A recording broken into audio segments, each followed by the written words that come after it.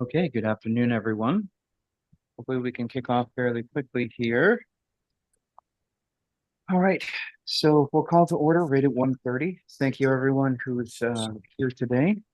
We'll recognize that we're conducting our business primarily on the territories of the Hoopachasit and Shuswap First Nations to recognize, affirm, and appreciate that fact. But since our meeting is in a hybrid format, we do have people who are coming to us live from a myriad of traditional territories. So we'll acknowledge the Nuu-chah-nulth, the Kwakwaka'wakw, and the Wakangan-speaking people, as well as the Coast Salish, in terms of that. So with that in mind, since we do have a hybrid format meeting, we'll do some introductions inside the boardroom, and then we'll go online. And then from there, if anybody has any comments or questions that they'd like to submit, if they're not already in the gallery, online, we do monitor an email address, which is responses@acrd.bc.ca. And so at the end of the agenda, we always have a question period and comment period for under item 13. We don't monitor the chat per se, especially on YouTube itself, but we'll always monitor that email address. So with that in mind, we can do some introductions, and we'll start on my right and go around. So if you want to start, Heather, please go ahead. Thank you. Good afternoon, Heather Zenner, Manager of Administrative Services. Good afternoon, everyone. Debbie Haggard, Councillor for the City of Port Alberni and Vice Chair of the ACRD Board. Oh, good afternoon. Akama Penny Cote. I'm the Alberni Clayoquot Regional District Director for Sprout Lake. Good afternoon. I'm Mike Sparrow. I'm the Regional Director for Cherry Creek. Good afternoon. I'm Daniel Sayan, the CAO for the ACRD. Good afternoon. Alex Dyer, General Manager of Planning and Development. Good afternoon. Cynthia Dick, General Manager of Administrative Services. Okay, I'll start online with Dr. Siga. Please go ahead. Veda Siga, Director for Area C. And Dr. Johnson. Afternoon, Kirsten Johnson from the Tokwak Nation. Dr. Steer. Good afternoon. Tom Steer, appointed Director of the District of Tofino, and I am coming to you from Guayhanas as we speak today. Thank you. And Dr. Roth. Good afternoon. Susan Roth. I'm the Director for Beaver Creek. Dr. Boyko. Good afternoon, Fred Boyko, elected Director for Beaufort. Thank you. Dr. Beckett. Good afternoon, everyone. Bob Beckett, representing Bamfield Area A. Okay, and then the remaining, I think we have Dr. Minions. Please go ahead. Good afternoon, everyone. Shari Minions, Mayor for the City of Port Alberni. Mariah, and we do have Director Coots as well. Thank you. Good afternoon, everyone. This is Mariah Coots. I'm the representative from the Chuckwood Tribe Government, calling in from the traditional territories of the name of First Nations. Kleko, choose. Right. Thank you, everyone. So that brings us to the approval of the agenda stage. So we do have one item that we can add to the agenda, which is a potential additional resolution to bring to late resolutions to the Union of BC Municipalities Conference in Victoria. I was originally going to put it in either late business or somewhere else, but it was pointed out, quite rightly so, that item 10.1D is a direct discussion of UBCM meeting, convention meetings and resolutions. So I figured what we do is we just tack it on there. So Director Cote, if you'd like to speak to it, please just make sure I don't forget. Thanks. Are there any other items we'd like to add to the agenda? Okay, so I have one more thing to add to the agenda. If you look at your agenda at 8A, it is an item regarding the Riders of the Alberni Valley. And we do have two representatives of the riders here today. So they're not marked down as a delegation. I'd like to add them off the floor just to go after Mr. Colson as a fourth delegation. They made the trip to come out, so it'd be good if they had a few things to say, if we had any questions. So I think that would be it. Are there any other comments or questions? Okay, see none. Do we have someone who can move the agenda as amended? Thank you, Director Beckett, seconded by Director Johnson. Any comments? See none. All those in favor?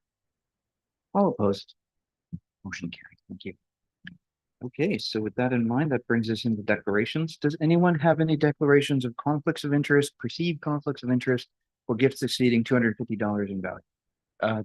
Dr. Haggard, please go ahead. Thank you, Chair Jack. I'd like to declare a conflict of interest with item 6A. I am a member of the Alberni Law Club. Okay, thank you. Are you just a member or a member of the board? Member? Okay. Oh, no, you removed yourself last year. So thank you. Okay, thank you for that. Any other declarations? Okay, seeing none, we'll move on to the adoption of minutes. We only have one item for the adoption of minutes, which is the Board of Directors meeting minutes for August 27th, 2025. Dr. Roth, would you like to move to adoption? Would you like to speak to it as well? Yeah, both. Okay, we'll wait for a second. Do we have a seconder? Thank you, Dr. Sparrow. Okay, please go ahead. Section 10.4E, there's an error. If you could remove S. Roth.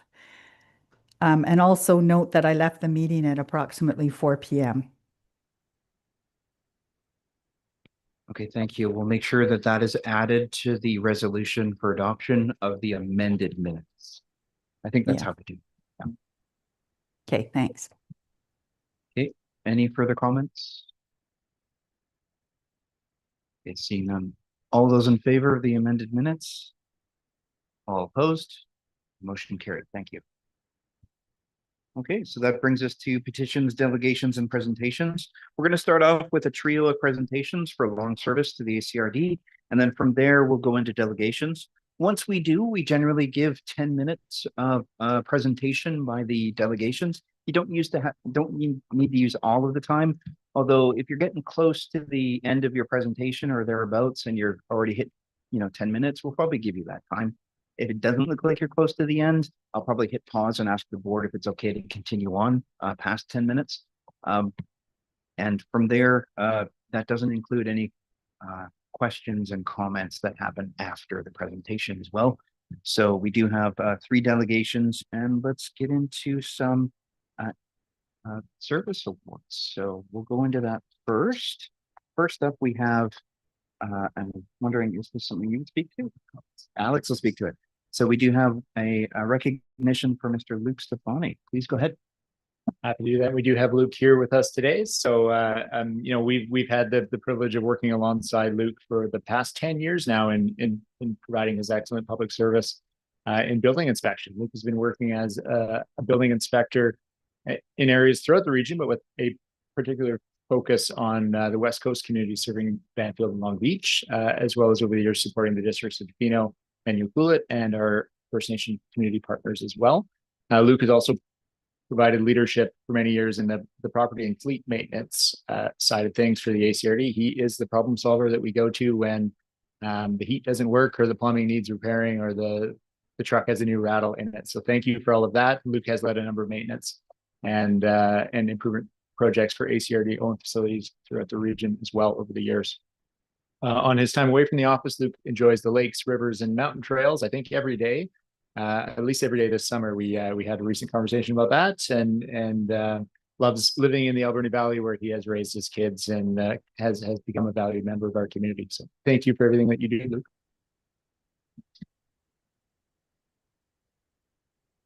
Yeah, so let's do a quick picture, and whenever pictures are involved, our photographer is in charge. So Heather, please tell us where to be. I think that's me all together. Okay, is that amenable for Luke? Yeah. Oh, cool. All right. So I don't think Alex can speak to his own service, so please go ahead. I will speak next.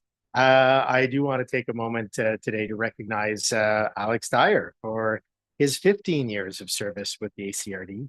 Alex is an individual who embodies much of what we value in the ACRD. He's hardworking, he's knowledgeable, he's incredibly patient, and he's committed to community service. And as a dedicated community planner, he's helped shape numerous projects across the region. As a dedicated team member, he's helped mentor and guide those he works with and those who work for him. Alex's passion for world travel brings a global perspective to a lot of his work, although I will say it makes his direct supervisor, i.e. me, nervous as to the locations he travels to.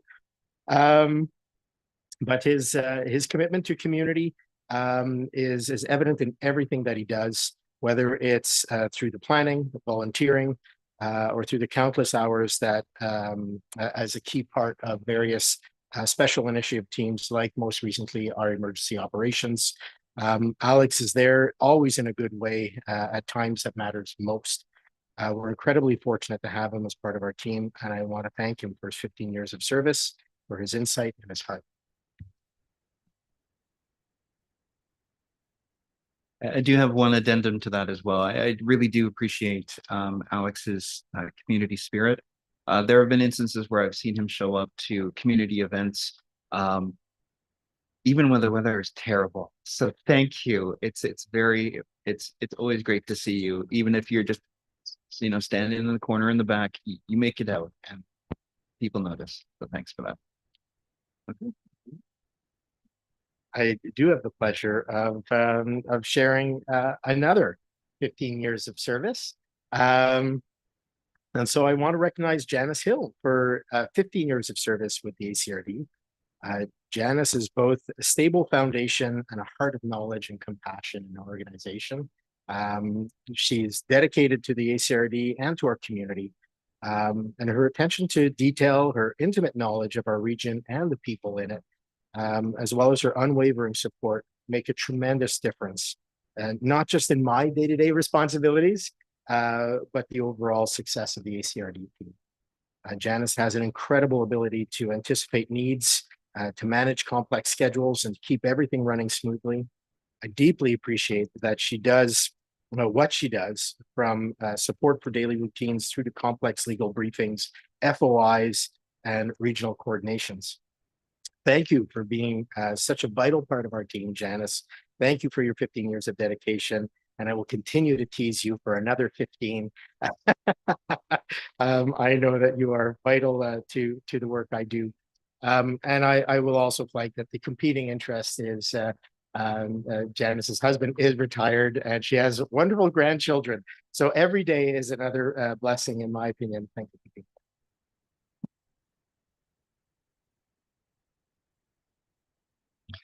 And just as an additional, I'd like to underline the fact that I think of all the people who I've known to herd cats, you're amongst the best. So thank you. As one of the worst cats out there, I'd like to thank you for all the work that you've done to keep everything ordered. And yeah, okay. So shall we do a photo? Yeah. Where should we do it, Heather? Makes sense. Yeah, just right there. Yeah, that background looks great. All right.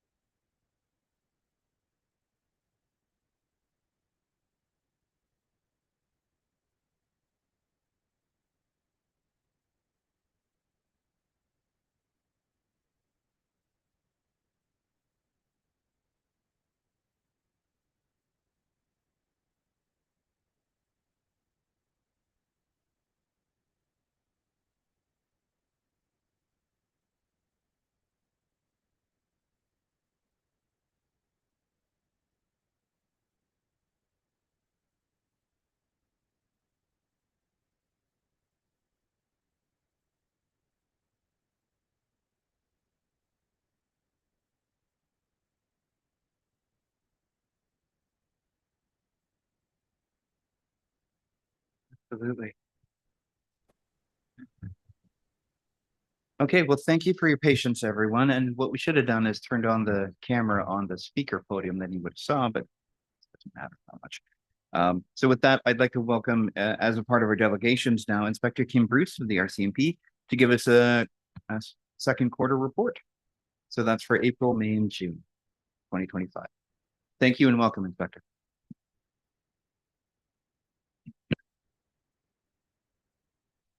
Okay, so I'm Inspector Kim Bruce, Port Alberni RCMP. This presentation is identical to the presentation I did in August to Mayor and Council for City of Port Alberni. So if you've heard it before or some of the content, then just bear with me, but I'll go through it in a similar fashion to what I did then. And so I always like to start the presentation with a few photos, not entirely meaningful, I guess, except to me, just to reflect on the everyday readiness of watching our members go to our fleet, loading their vehicles, getting ready for duty. We recently had a navigation course that was a refresher for those that are Marine trained. I hearken back to Remembrance Day when we had members in Red Surge. You're going to see the front and back of a coin that we started just this last year within my tenure here.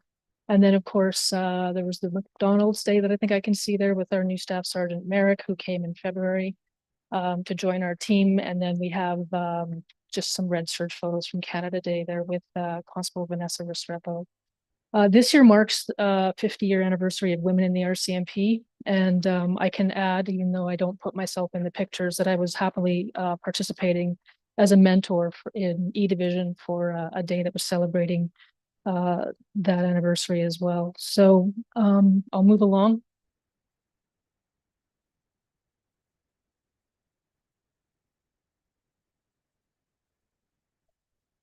Topics that I would like to cover are operations, proactive enforcement, operations by area, crime rate, forensic identification section, Crown submissions, and sentencing. So here, under operations, 2%, we have exhibited a 2% higher call volume for this quarter. And granted, I don't know if I mentioned it, but we're covering the period ending in June. So we're already 3 months down the road from there. But at that time, we were seeing a 2% higher call volume for this quarter than for the same period last year, which is equivalent to 67 more calls this quarter than in 2024. 6,508 calls for 2025 so far. That was to June, of course. And presuming no change, I had forecasted that we would be up to 13,790 calls by the end of the year. And that is taking into account the Q1 projections as well.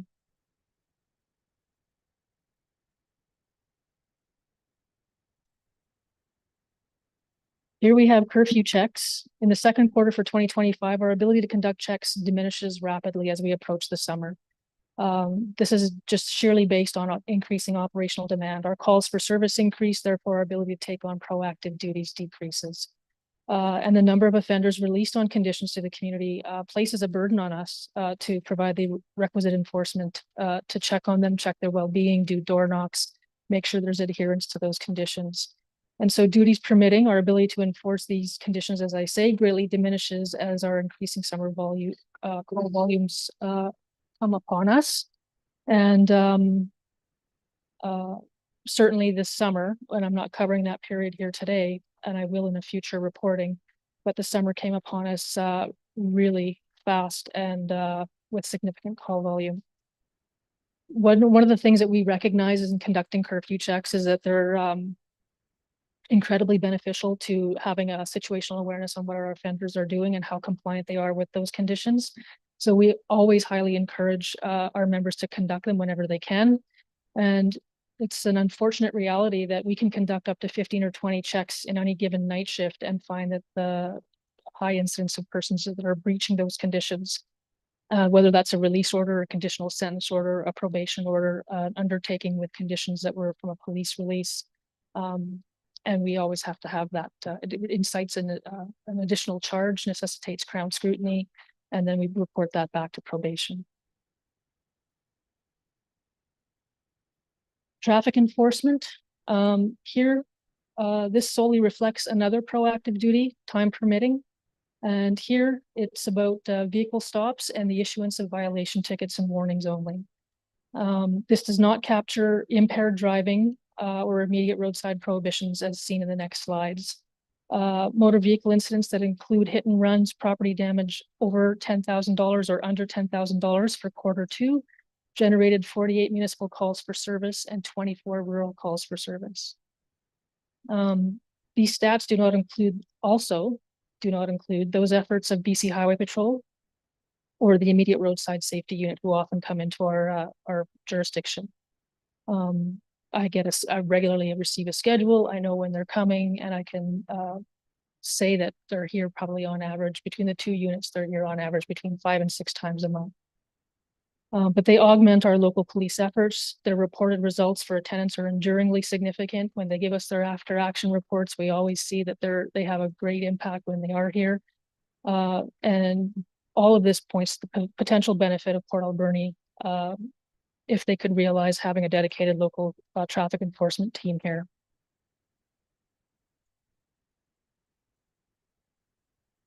So for the city of Port Alberni, this is operations by area now. I've focused solely on the city of Port Alberni for the purposes of this slide. In the second quarter for 2024, the total mental health related calls were 178. 41 apprehensions were made, resulting in a 23.03% apprehension rate. This same quarter for this year, our total and mental health related calls were 201 with 50 apprehensions, seeing an increase of 24.87% apprehension rate.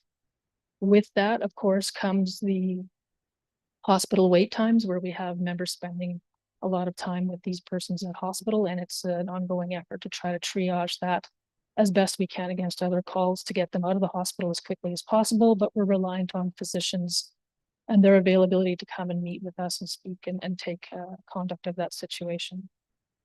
So in the last 2 years, since in my evaluation of everything since my arrival, I can say that in the last 2 years, nearly a quarter of the persons a quarter of the persons that police interact with on mental health related calls are apprehended and they're taken before a physician.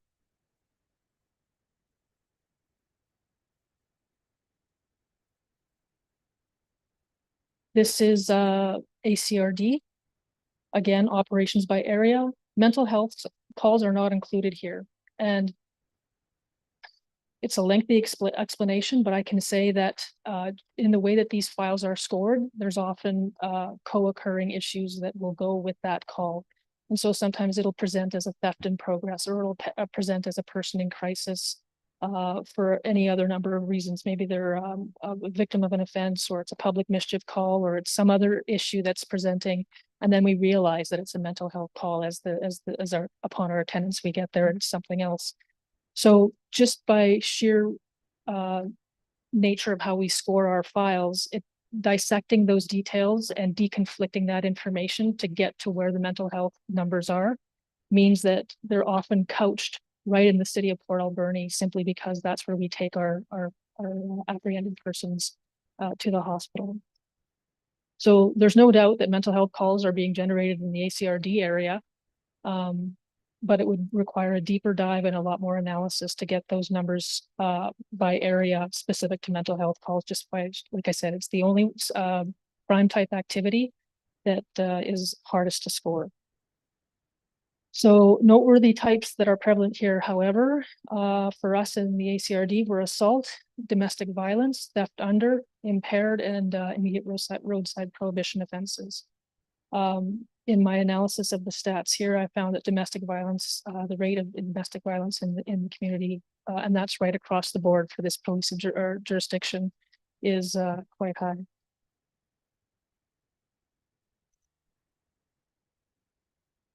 Coming into our First Nations communities, again, mental health calls are not included here for the very same reasons. They're captured under the city of Port Alberni grid. And I certainly can take a deeper dive on that if anyone is ever curious to want to know how we get those numbers specific to those areas, but it'll require deeper analysis just to create that awareness. But we have an Indigenous Police Services section that is comprised of 4 members. They deploy regularly to meet with band council and community members. In this reporting period, assault and domestic violence prevail as noteworthy crime types for this period.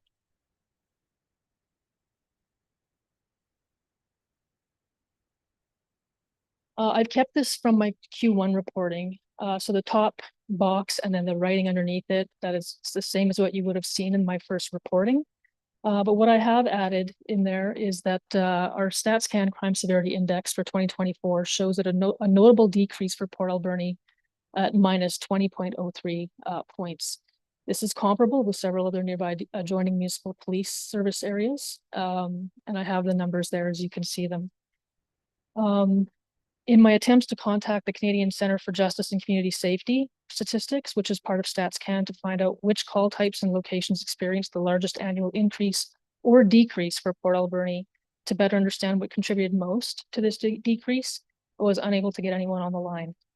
Repeated efforts at contact have not generated the results that I was seeking, but I'm relentless, and so I engaged a crime analyst out of Campbell River to help us. Our detachment doesn't have a crime analyst, which is why I leveraged that contact. And I am the recipient of a report that I've yet to dissect, and I will hope to have some reporting on that.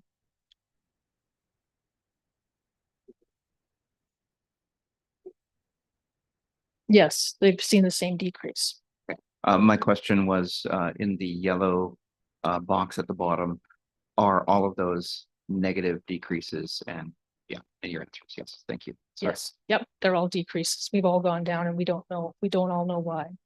So it's there's a couple of issues that that were suggested. Is it that people in the community are simply no longer reporting incidents to the police due to complaint fatigue, right? They know that we're all operating resource constrained and not able to respond in the timeliness that they would sometimes like to see. Disenchantment, perhaps, by prior police experience. It's difficult to know where that improvement or decrease is occurring. It will be important to see what the crime rate for 2024 is in the next publication, given that we are on pace to exceed last year's overall callouts. Because what's curious to me when I'm seeing this decrease is that there's no discernible change in the way we're doing business. If anything, we're dealing with the prevalence of higher, more serious crime types in the everyday, and our members are completely experiencing the burnout of dealing with these complaints and the call volumes.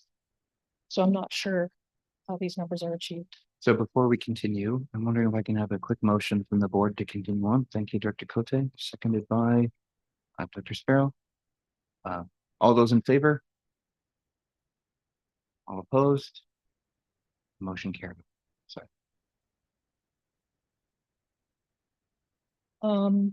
Moving on, we have a forensic identification section that is embedded right in the detachment. This is comprised of a sergeant, corporal, constable, and when we have to, we can leverage reserve constables as well as NIMO's specialists. These statistics reflect every call that occurred and was attended within FIS jurisdiction. And as you can see here, they cover Port Alberni, Oceanside, Tofino, Ucluelet, and Qualicum Beach. In the main, these are attended by one or more of 3 trained members posted to Port Alberni. For Port Alberni, you're going to see 130, just over 130 calls for Port Alberni, just over 50 for Oceanside, about 10 for Tofino, Ucluelet, 4 Qualicum Beach, and the bulk of work is showing as being in Port Alberni. As I stand before you today, I can tell you that they are a busy crew. They are leveraged every day, and they are working quite hard in service quite often, most often, to Port Alberni.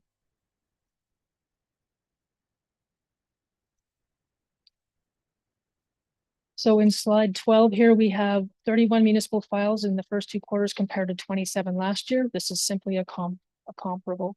8 provincial files in the first 2 quarters compared to 5 last year.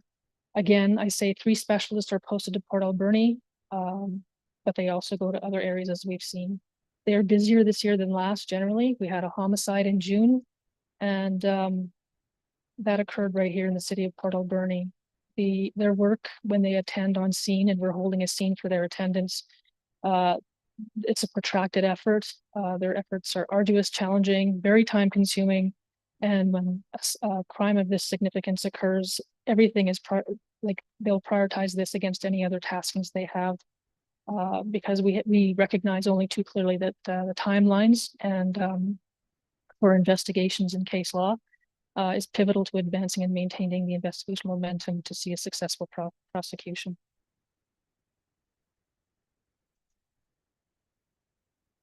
On the topic of Crown submissions, Port Alberni's report to Crown Council submissions are second only to Nanaimo when comparing statistics against neighboring detachments.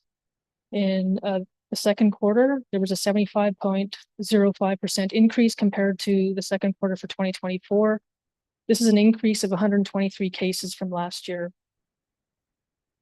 In our year-to-date for nearby jurisdictions, Nanaimo has seen an increase to 666 from 612.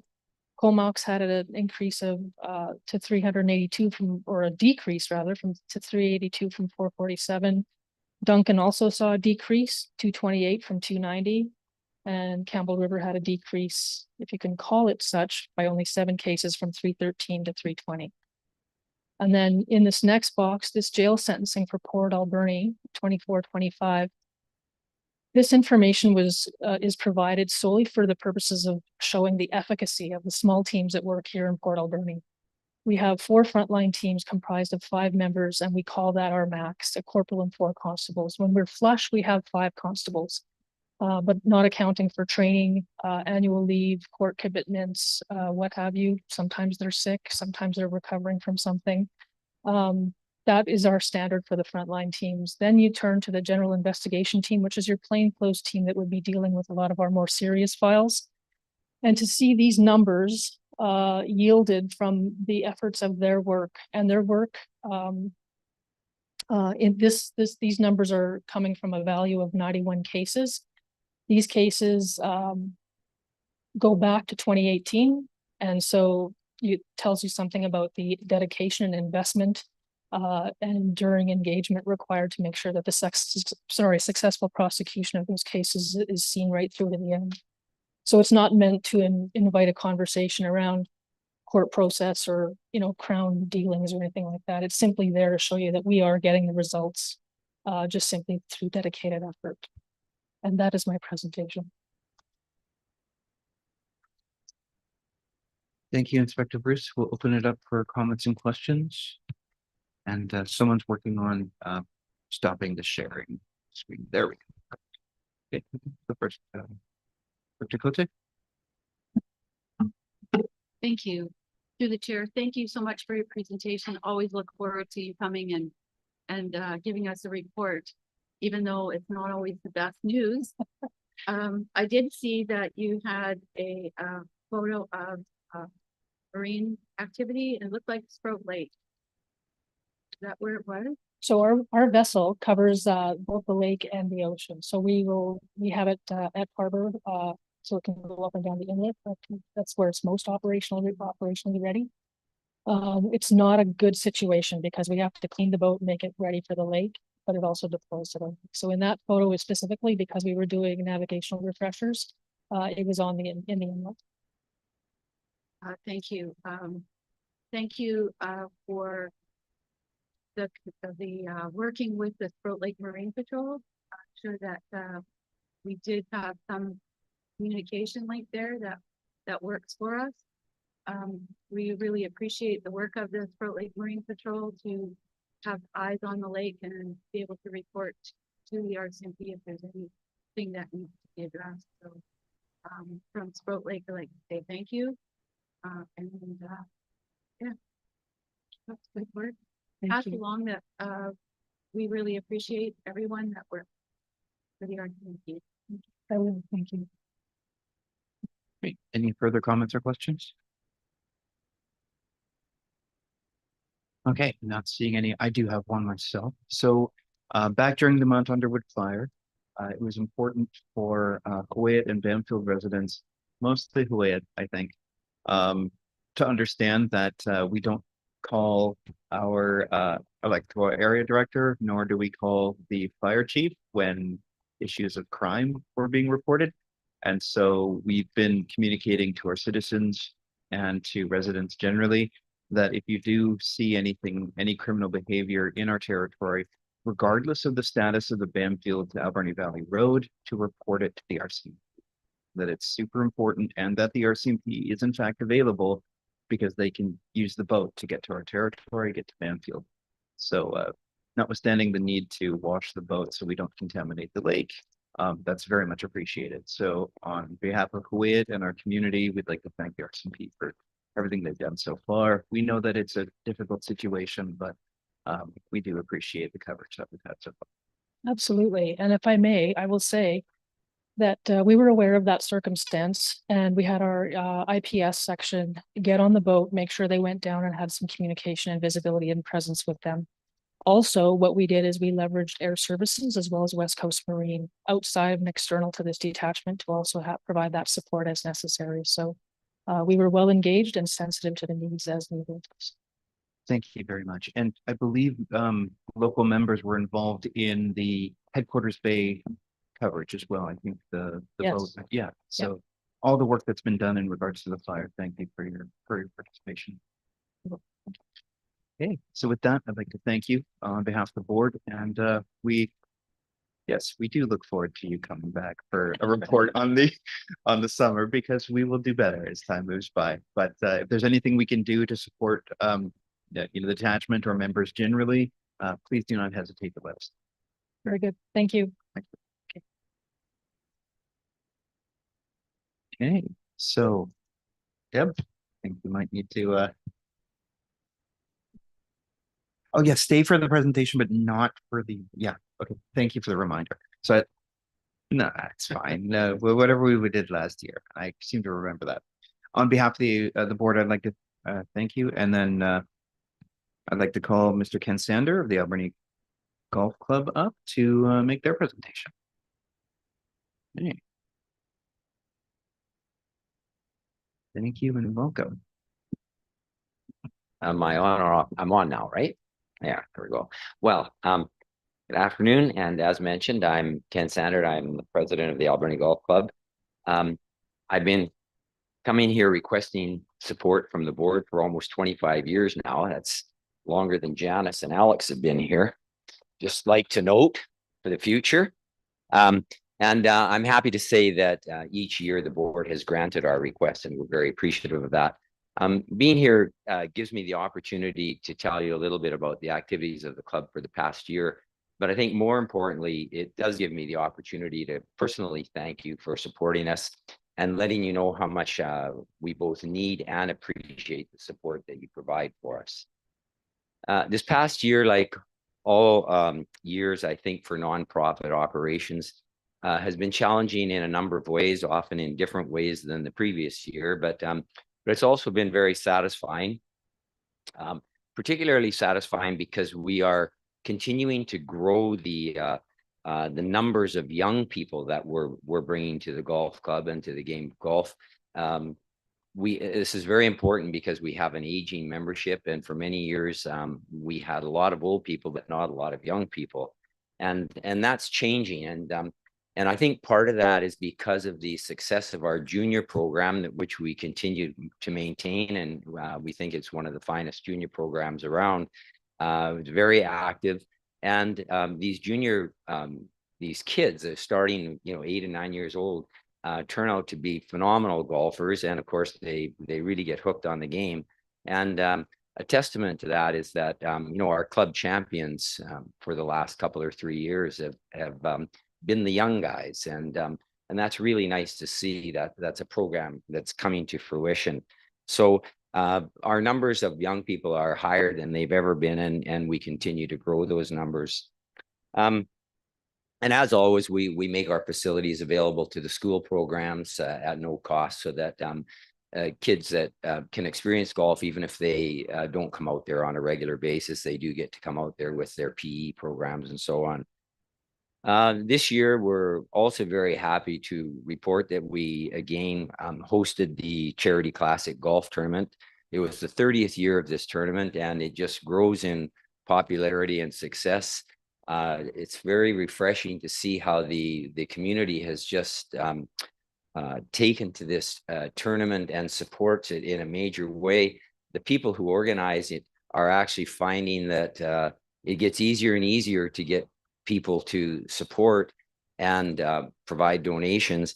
This year, the tournament raised over $135,000, and $75,000 of that in straight cash went to 3 different charities in the community. So it's very much the community supporting the community, and we're happy to be able to provide the facility that does that. We continue to host our normal tournaments, men's tournaments, ladies tournaments, that bring golfers from around BC and particularly Vancouver Island to our course. We had our annual couples tournament, which has been going on for many years now. It's always oversubscribed. We have a waiting list every year. It's considered to be maybe one of the best couples tournaments in the province. So Port Alberni does have a reputation of being a wonderful host. And we think the golf course is a big part of that. It brings people to our community and grows our community in terms of popularity around the province. I think the one hiccup that we had this past year, as many of you probably know, we had some labor unrest at the golf club. We had a very short strike. This is a very challenging and stressful time for both the employees and the volunteer board of directors. We were disappointed that that we got into this situation, and we were particularly disappointed, I think, with the way we, the employer, were portrayed in the press, in the media. We learned a lot of things along the way in negotiating the collective agreement. And, you know, I just would like to make a very brief comment about all of that. And that's that to correct something that was in the media, you know, as the employer, we never did step away from the bargaining table. We never did refuse to negotiate with our striking employees. We were always there and willing to move forward. As a matter of fact, we worked very hard at trying to continue negotiations, and our efforts were not reciprocated, let's say. So at the end of the day, though, however, we did negotiate a collective agreement, and we think it's fair to both the employer and the membership and to the employees as well. So we unfortunately, these things happen in businesses sometimes, but we accept them, and we intend on moving forward with a very positive attitude. The reality, however, is that we are now faced with increased costs that will result in our needing to find innovative ways to meet our financial obligations, but we'll find them. We're confident that we can do that. But the support of the regional district is perhaps more important now than ever. Our goal is to make the club more attractive, more competitive in the marketplace, and more financially secure. So we hope that the board recognizes that if we work together as partners, our goals are achievable, and the beneficiary of our partnership will be our community as a whole. Once again, I would like to thank the board for supporting us with this request ever since we learned of the existence of the tax exemption, and we hope that you'll continue to do so. If there's any questions, I'd be happy to answer them. Great, thank you. We'll open it up for comments or questions. Dr. Roth, please go ahead. Thank you for your presentation. I'm curious to know what type of a nonprofit you are. Are you like a member-funded society, or what type of society? Yes, we are member-funded, member-owned in that to be a member of the golf club, you need to have you need to purchase a share in the golf club, but the share has no redeemable value. It does make you just one of the owners. So if there were to be a dissolution, hopefully that never happens, but there would be no return on the membership to any member that has it. So the way I understand member-funded societies is that if it was dissolved and distributed, it would go to the members. That's not true? That's not true, no. So maybe it's a different term I'm looking for. Okay, thank you. Sorry. Yeah. No, I can say that for sure, though, that there would be no return to the membership.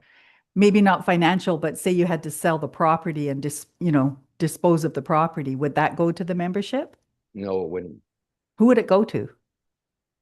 That's a good question.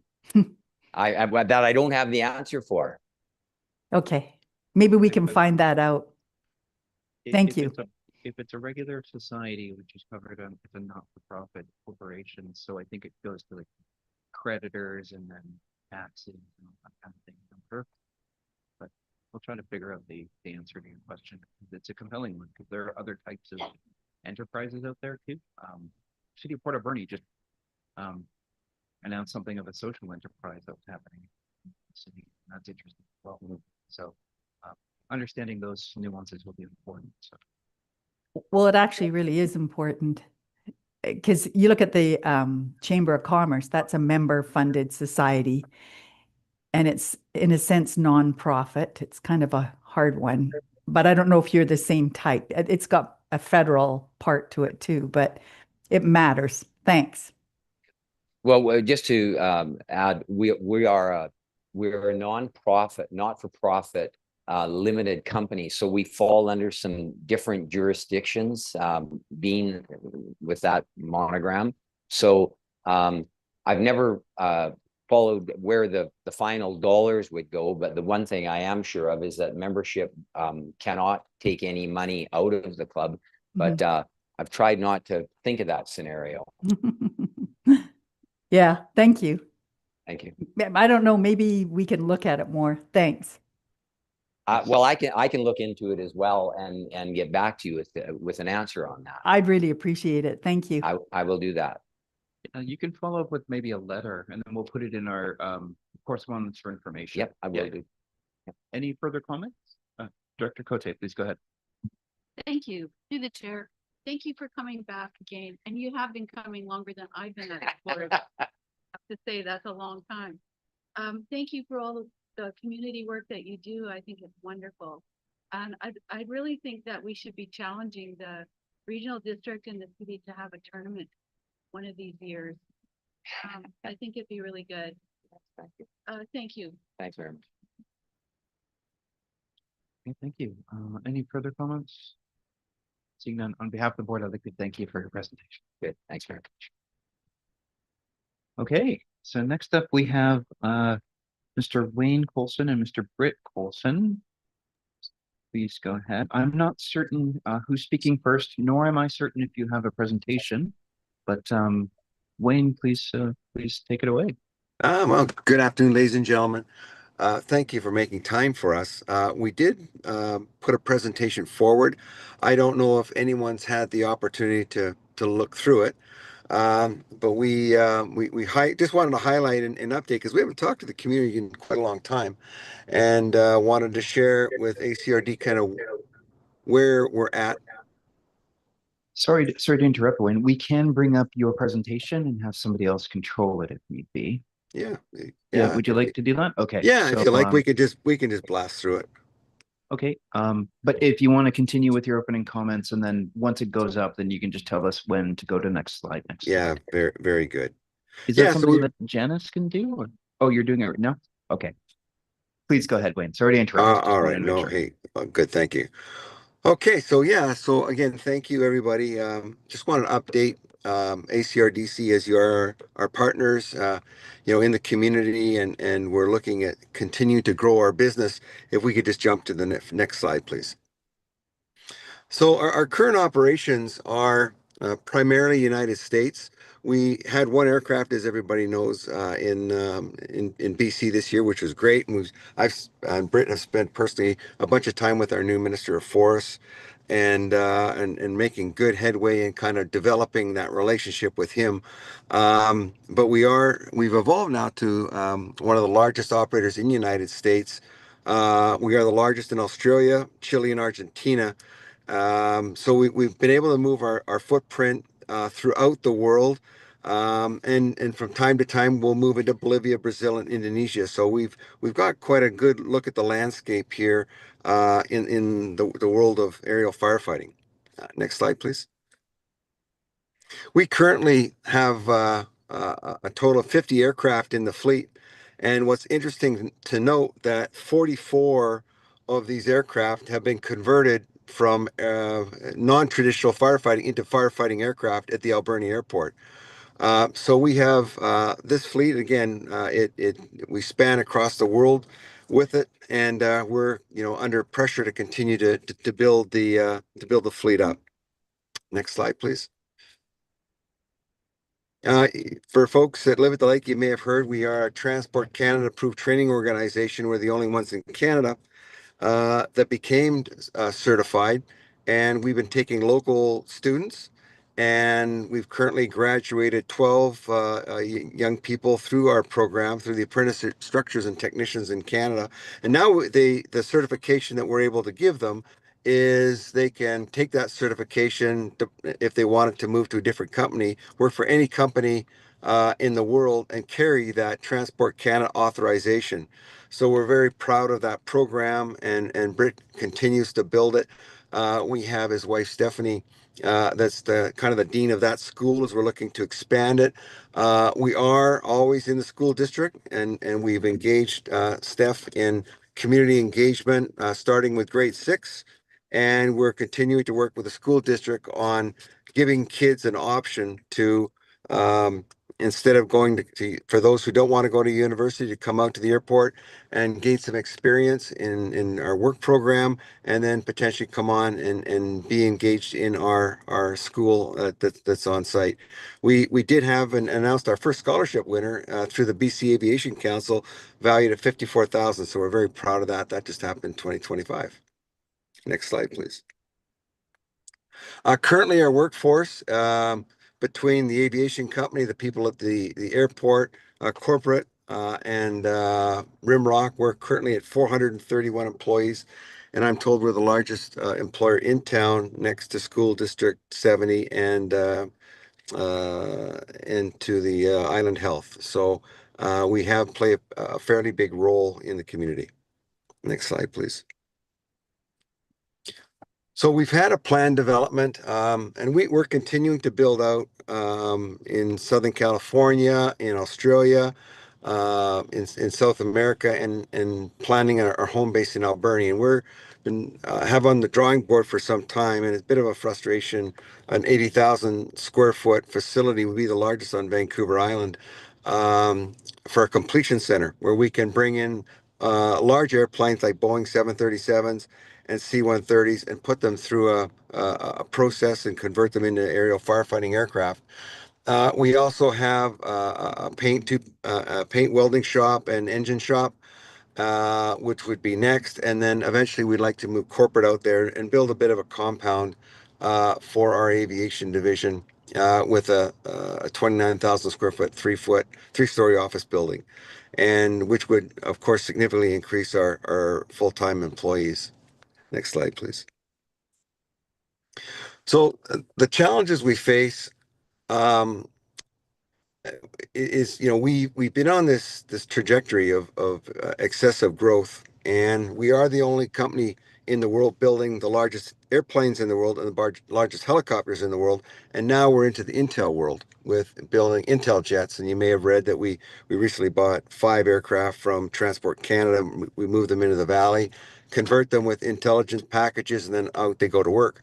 And we're struggling with the regional district team there on getting support to run at the pace we need to run at. And I think that's kind of the disconnect we're finding now with staff is the pressure on our company is so great to produce these assets for the world that we're not getting the job done locally. And we're having much more success in the US and in Australia than we are at home in trying to get approvals through, return phone calls, emails answered, and we're getting frustrated by that lack of support locally. Next slide, please. So, delays in approvals, lack of coordination, the zoning, the infrastructure limitations are not aligned with our operational needs, and that gap between the support of economic development and administration follow through required. So, and point in time, and I'm not asking, or asking the board for anything more than just consideration. And one of the lease rates is a piece of property is between a gravel road and the back of our hangar. The lease rate's been proposed by the regional district I feel personally is unreasonable and unfair. And I'd like the board to consider having staff go back and relook at their numbers again, because it's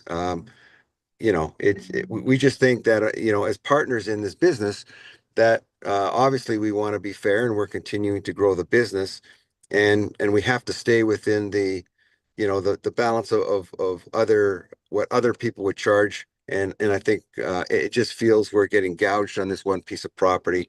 I'm certainly happy to come back and debate that at any time. But from what we've seen from other airports and other customers that we have in airport facilities, this seems like an unfair shot at us. Next slide, please. Next slide, please. Okay, that's probably the end. That's why. All right, so that's happy to answer questions, but that is our challenge, and we're looking for more support. We become the largest operator in the world. We currently respond to 6,000 missions a year now in aerial firefighting. I'm sure you've heard that in Los Angeles, we flew over half the volume on those fires in LA City, and those big fires day and night. So we've been able to expand the program.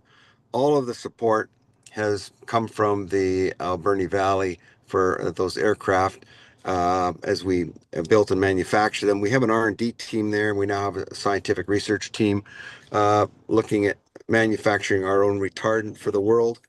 And so we're committed to the long term, and would ask the board to have staff maybe provide more support to us as we continue to build out these aircraft for worldwide operations. I'm going to turn it over to the board. Thank you. Thanks. Britt, I'm wondering if you had anything you wanted to add. There's another couple of minutes left. If you want. No, I think Dad did a good job covering it. Okay, thank you very much. Just wanted to give you the chance because you're on the list. Okay, so let's open it up for comment question. Does anyone have any comments or questions? Director Coetzee, please go ahead. Thank you. Through the chair to Wayne and Britt, thank you for your presentation. I am absolutely supportive of Coulson Enterprises, and I think you're doing a fantastic job. I do sit on the Alberni Valley Regional Airport Committee, and it was brought forward through them that you were wanting to expand and lease more land. We do have set rates, and I didn't hear anything until now that you were expecting what you were expecting for a lease rate, with consideration that you're not going to be developing on that land. So that may be sent back to I'm not sure the process that staff would like this to go to. Would that be sent back to the airport committee? So I think that's the process that we go through. But I just want to commend you on all of the work that you do. I think what I've seen out there is just absolutely amazing. Thank you. Thank you. Any further comments or questions? Director Haggard, then Director Sparrow. Thank you, Chair Jack. Wayne and Britt, I just want you to know how much your business is really appreciated, not only for your worldwide expertise, but also for the economic benefits that you bring to our community. And as we know, the airport was very valuable, and your services were very valuable during the wildfire season. And I'm also happy that you're finally being supported in the province to bring your firefighting services locally. So that's fantastic. That was a long struggle. So congratulations. And also want to congratulate you on the Coulson Aviation Academy. Remember, we were talking about that at just before the tour of the water bombers. So I'm very thrilled to see that has happened, and you've got some children, not children, probably adults now graduating, and hopefully they'll become and work for your company. But you know, benefits to the community can't even be talked about because there's just so many and so numerous. And I know that the board and staff are very willing to work with you. And I do agree, as a business person and as a counselor, sometimes government processes are extremely slow, but it's like in every organization, there are processes that we have to follow, but we're certainly willing to work with you and do everything we can to ensure the continued existence and support of your business and our community. So thank you. Thank you. Okay, thank you. So I have Director Sparrow, then Director Roth.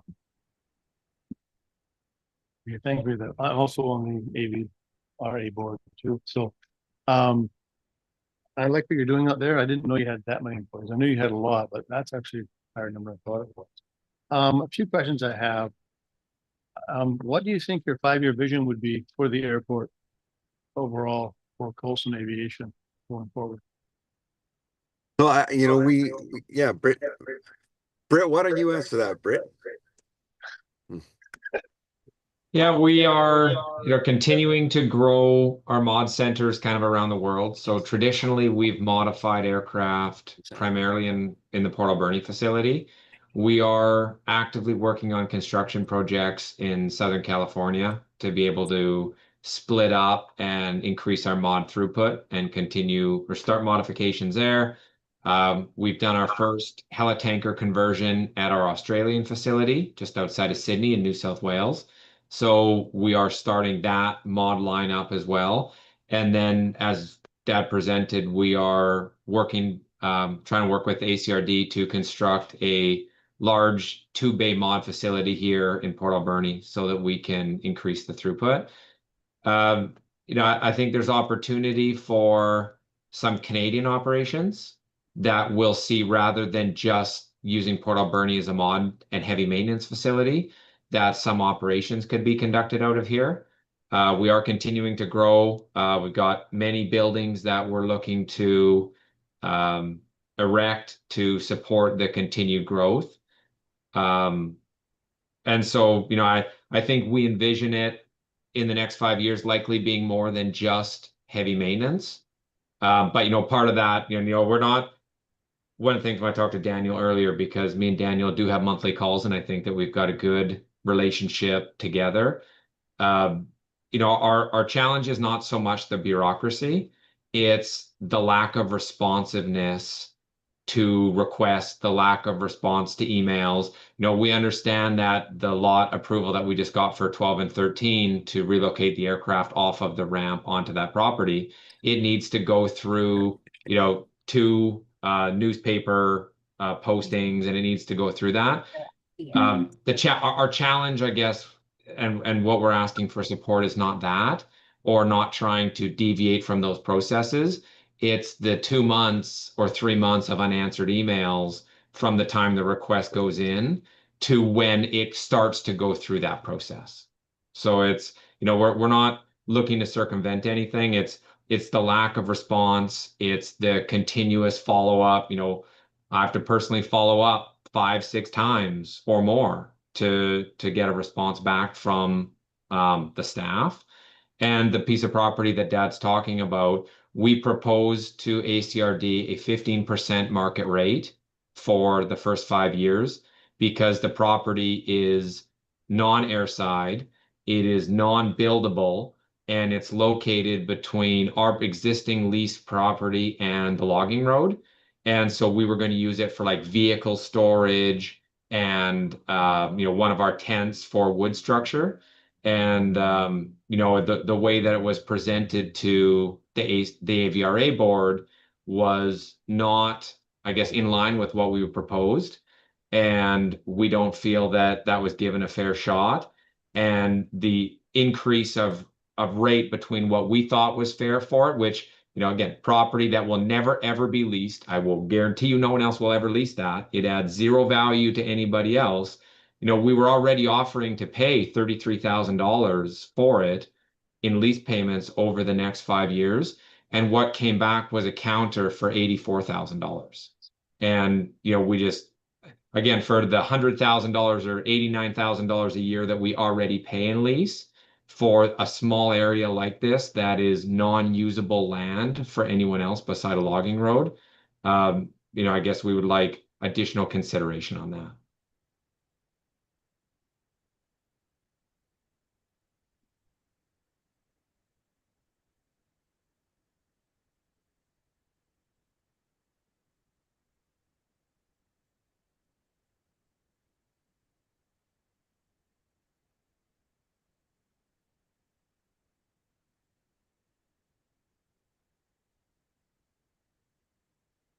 You guys are on mute. It looks like someone might be talking there. I think someone just didn't hit the right button there. We can't hear you. There you go. There we Okay, go. how about now? We got you now. Okay. So we have Director Roth up next. Please go ahead. Thank you. I wanted to note that the only long-term debt we have in Beaver Creek is the airport expansion that happened a number of years ago. So we already are paying debt for it. You spoke about the need for improved infrastructure. What does that mean? I think Susan, what we're talking about is our infrastructure, like Okay. as a corporation, building out the airport to be able to, facilitate the modifications to these bigger airplanes as we continue to roll the business and continue to acquire more assets and, or overhaul other countries' assets. So you weren't talking about a water line extension? No, we weren't talking. We got lots of holes drilled down there. We got lots of wells out there. Okay, thank you. Thank you, Director Roth. Daniel, please go ahead. Thank you. So I just wanted to follow up on some of the questions and just echo some of the work that has been done. I think, Britt, as you indicated, we've been having our monthly one-on-one meetings, which I feel have been effective in troubleshooting a number of different areas. We've also brought together our staff to do some brainstorming and particularly around things like the hangar you're talking about. And so just so we understand that it's not a simple matter of simply building the hangar on the footprint. The hangar to accommodate the height of the size of planes coming in now exceeds the OLS. So we have to rethink of the footprint of that hangar. And we have shared our resources, our planner, our building inspector to help troubleshoot with Colson's own professionals as well. And that does take time. And so Britt and I do have good discussions, and we don't always agree. Britt and I have had an exchange, and I with regard to the timeliness of staff responses. And if we want to do a shared deeper dive around that, I'm glad to do that. But I just want to say that I don't agree with the lack of response. I do think that there are a number of internal handoffs that do occur between our departments. I would say appropriately so, but where we could see improvements, I think, is in having clear communications from both sides of the fence and integrating our teams when we know there's work to be done and that the professionals are available. So the ability to work through and have our professionals with Colson's professionals in a room for a period of time or dedicated over a period of time to work through things, I think would be much more effective than the model that we currently have, which is, I think, as Britt correctly indicated, that the handoff of an email, the email then gets in a queue on our side, and I do believe it gets in a queue on the other side as well. And so you see what would maybe be a week or two delay in a response compounded into a month when different parties are trying to get to it. So if we were coordinated a bit better, I think we'd see some streamlining there. I will say that we have done some good things with the ABRA committee. I think having Colson's part of that committee has made a big difference in terms of communications.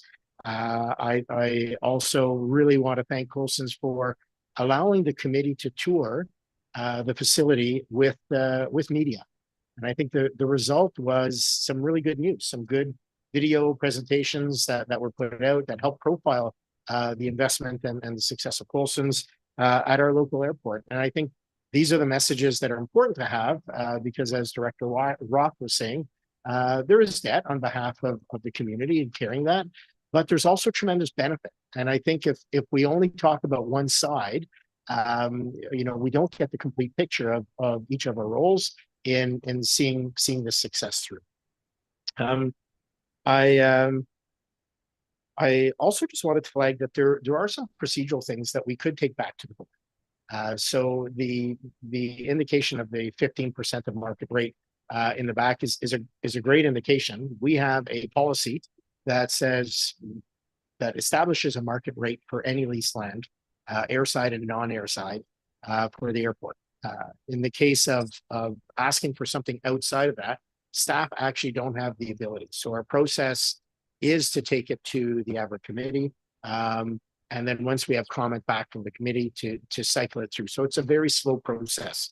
That could be expedited if we had some of those discussions in advance, and through the board if we were able to identify certain zones at certain rates, given the reality of how they'd be leased. So Britt is correct, absolutely correct in saying, hey, who is going to use that land? And that's a completely fair question.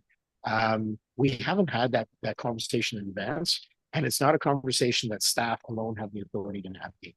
And so these are the things that create longer delays, procedural delays, that we could really save a lot of time if we either change the procedure through advanced discussion, or there's a whole range of different things that we could explore, including delegating greater authority to staff to explore that. We could also, when we talk about posting, so lot 12 and 13 that Britt was speaking to has to be posted in 2 consecutive newspaper ads because we're going to dispose through a lease of the land. But that applies to the entire airport. The intent of the airport is to lease land for investment.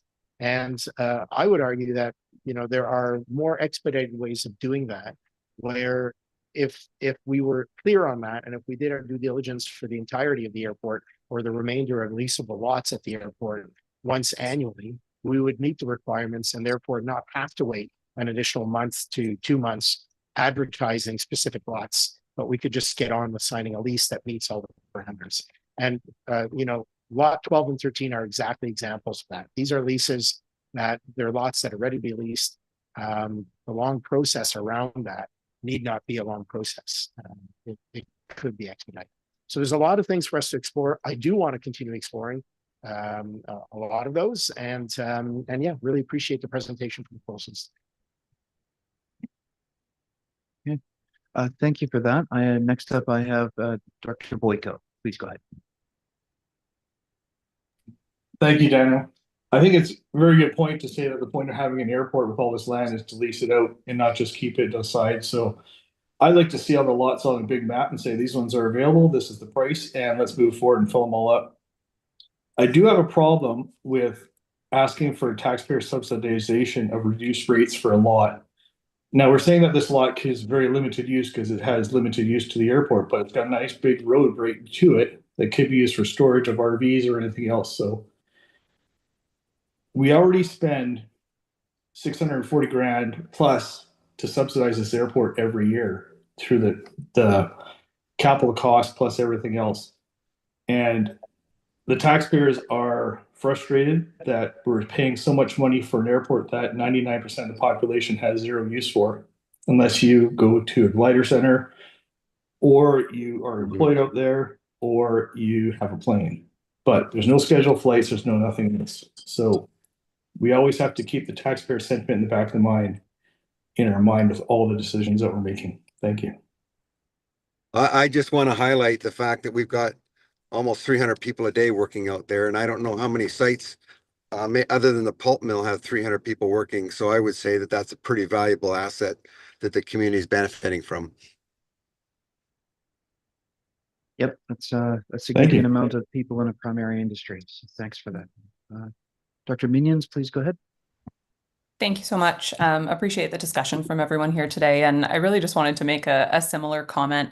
It's a mentality that I hear really frequently in the community. I think from people who just don't know enough about what's going on at the airport, that we pay all of this money for it and there is no value to us. As a municipality and local government, We pay money to a lot of things to invest in economic development for our area. And I think there are a few that would give a return as comparable to this one for the number of employees, as well as the amount of education opportunities going on out there. So, I hear the complaint from members of the public, and it often leads to a good discussion about the value. And people are typically extremely surprised by what's going on out there, because it doesn't cause issues in our community. It doesn't contribute in a negative way. It doesn't cause disturbance.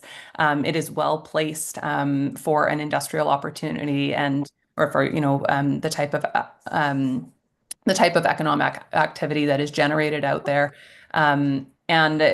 People are usually shocked by what's going on, because it generates this significant activity in our economy without anybody even noticing.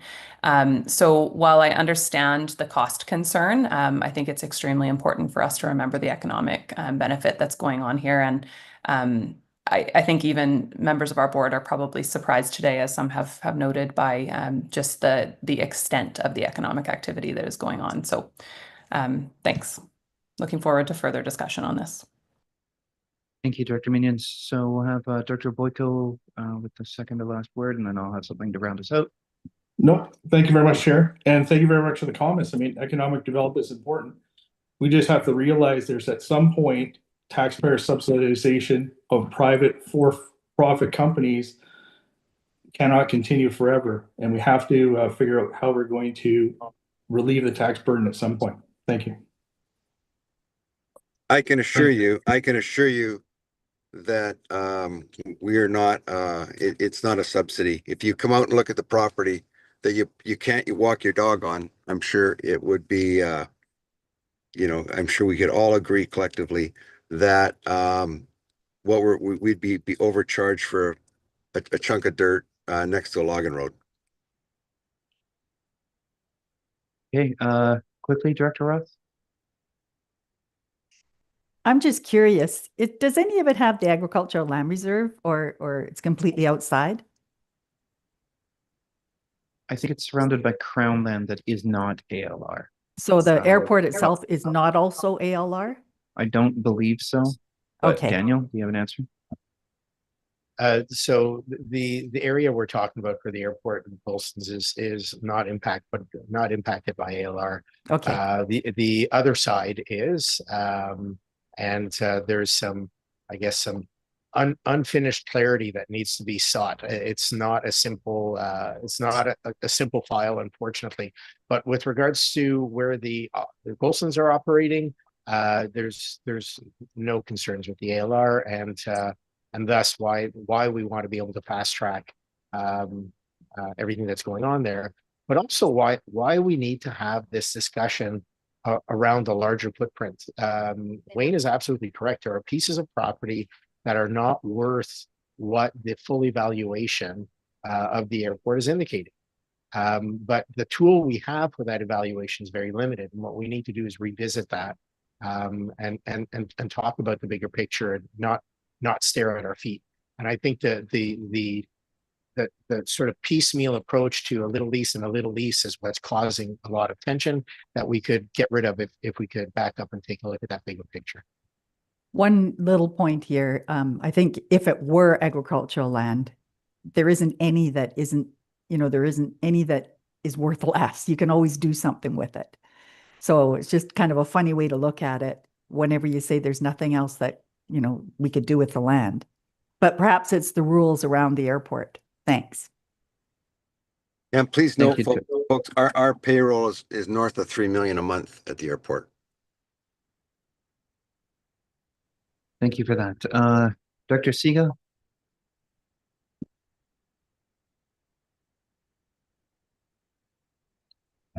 You are muted, Dr. Siga. Okay, can you hear me now? Okay, thank you. There was some mention that the airport is surrounded by Crown land, and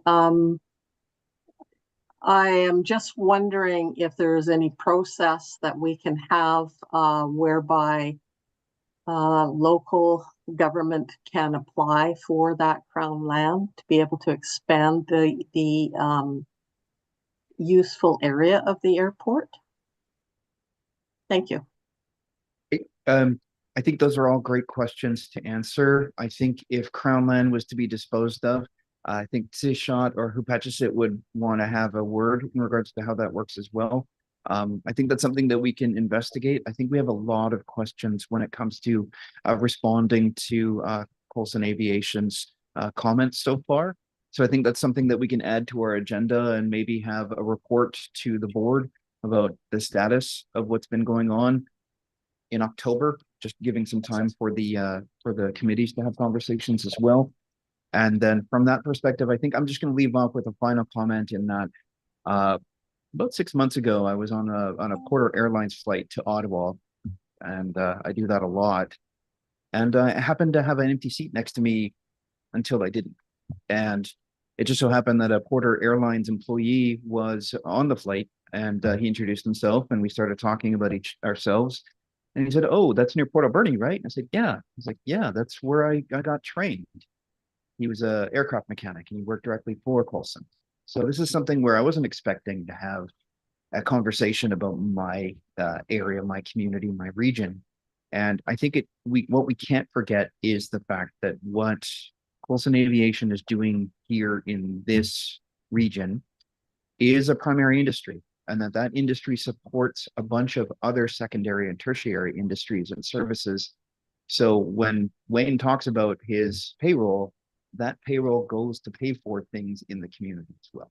So that's the impact that I think that Director Minion was talking about, and it's hard to account for that in any official public sector way, but I think we should acknowledge that it does occur. So as we have conversations into the future, we'll look at economic development from that perspective, because I think we need to, especially anything that helps us not be as overly reliant on the traditional sectors, the better off we are, especially one that's so technologically advanced. So we can commit to reviewing this, Wayne and Britt, and coming back with a report that the board can review, and then maybe we can look at some of those policy development issues that can help address some of the concerns that you've raised. When it comes to staff follow-up and all that sort of thing, we'll have that conversation as well.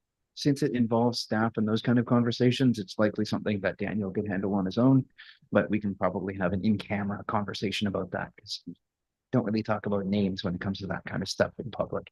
But from that perspective, we'll try our best to be responsive to what you brought up and try to get back to you by October.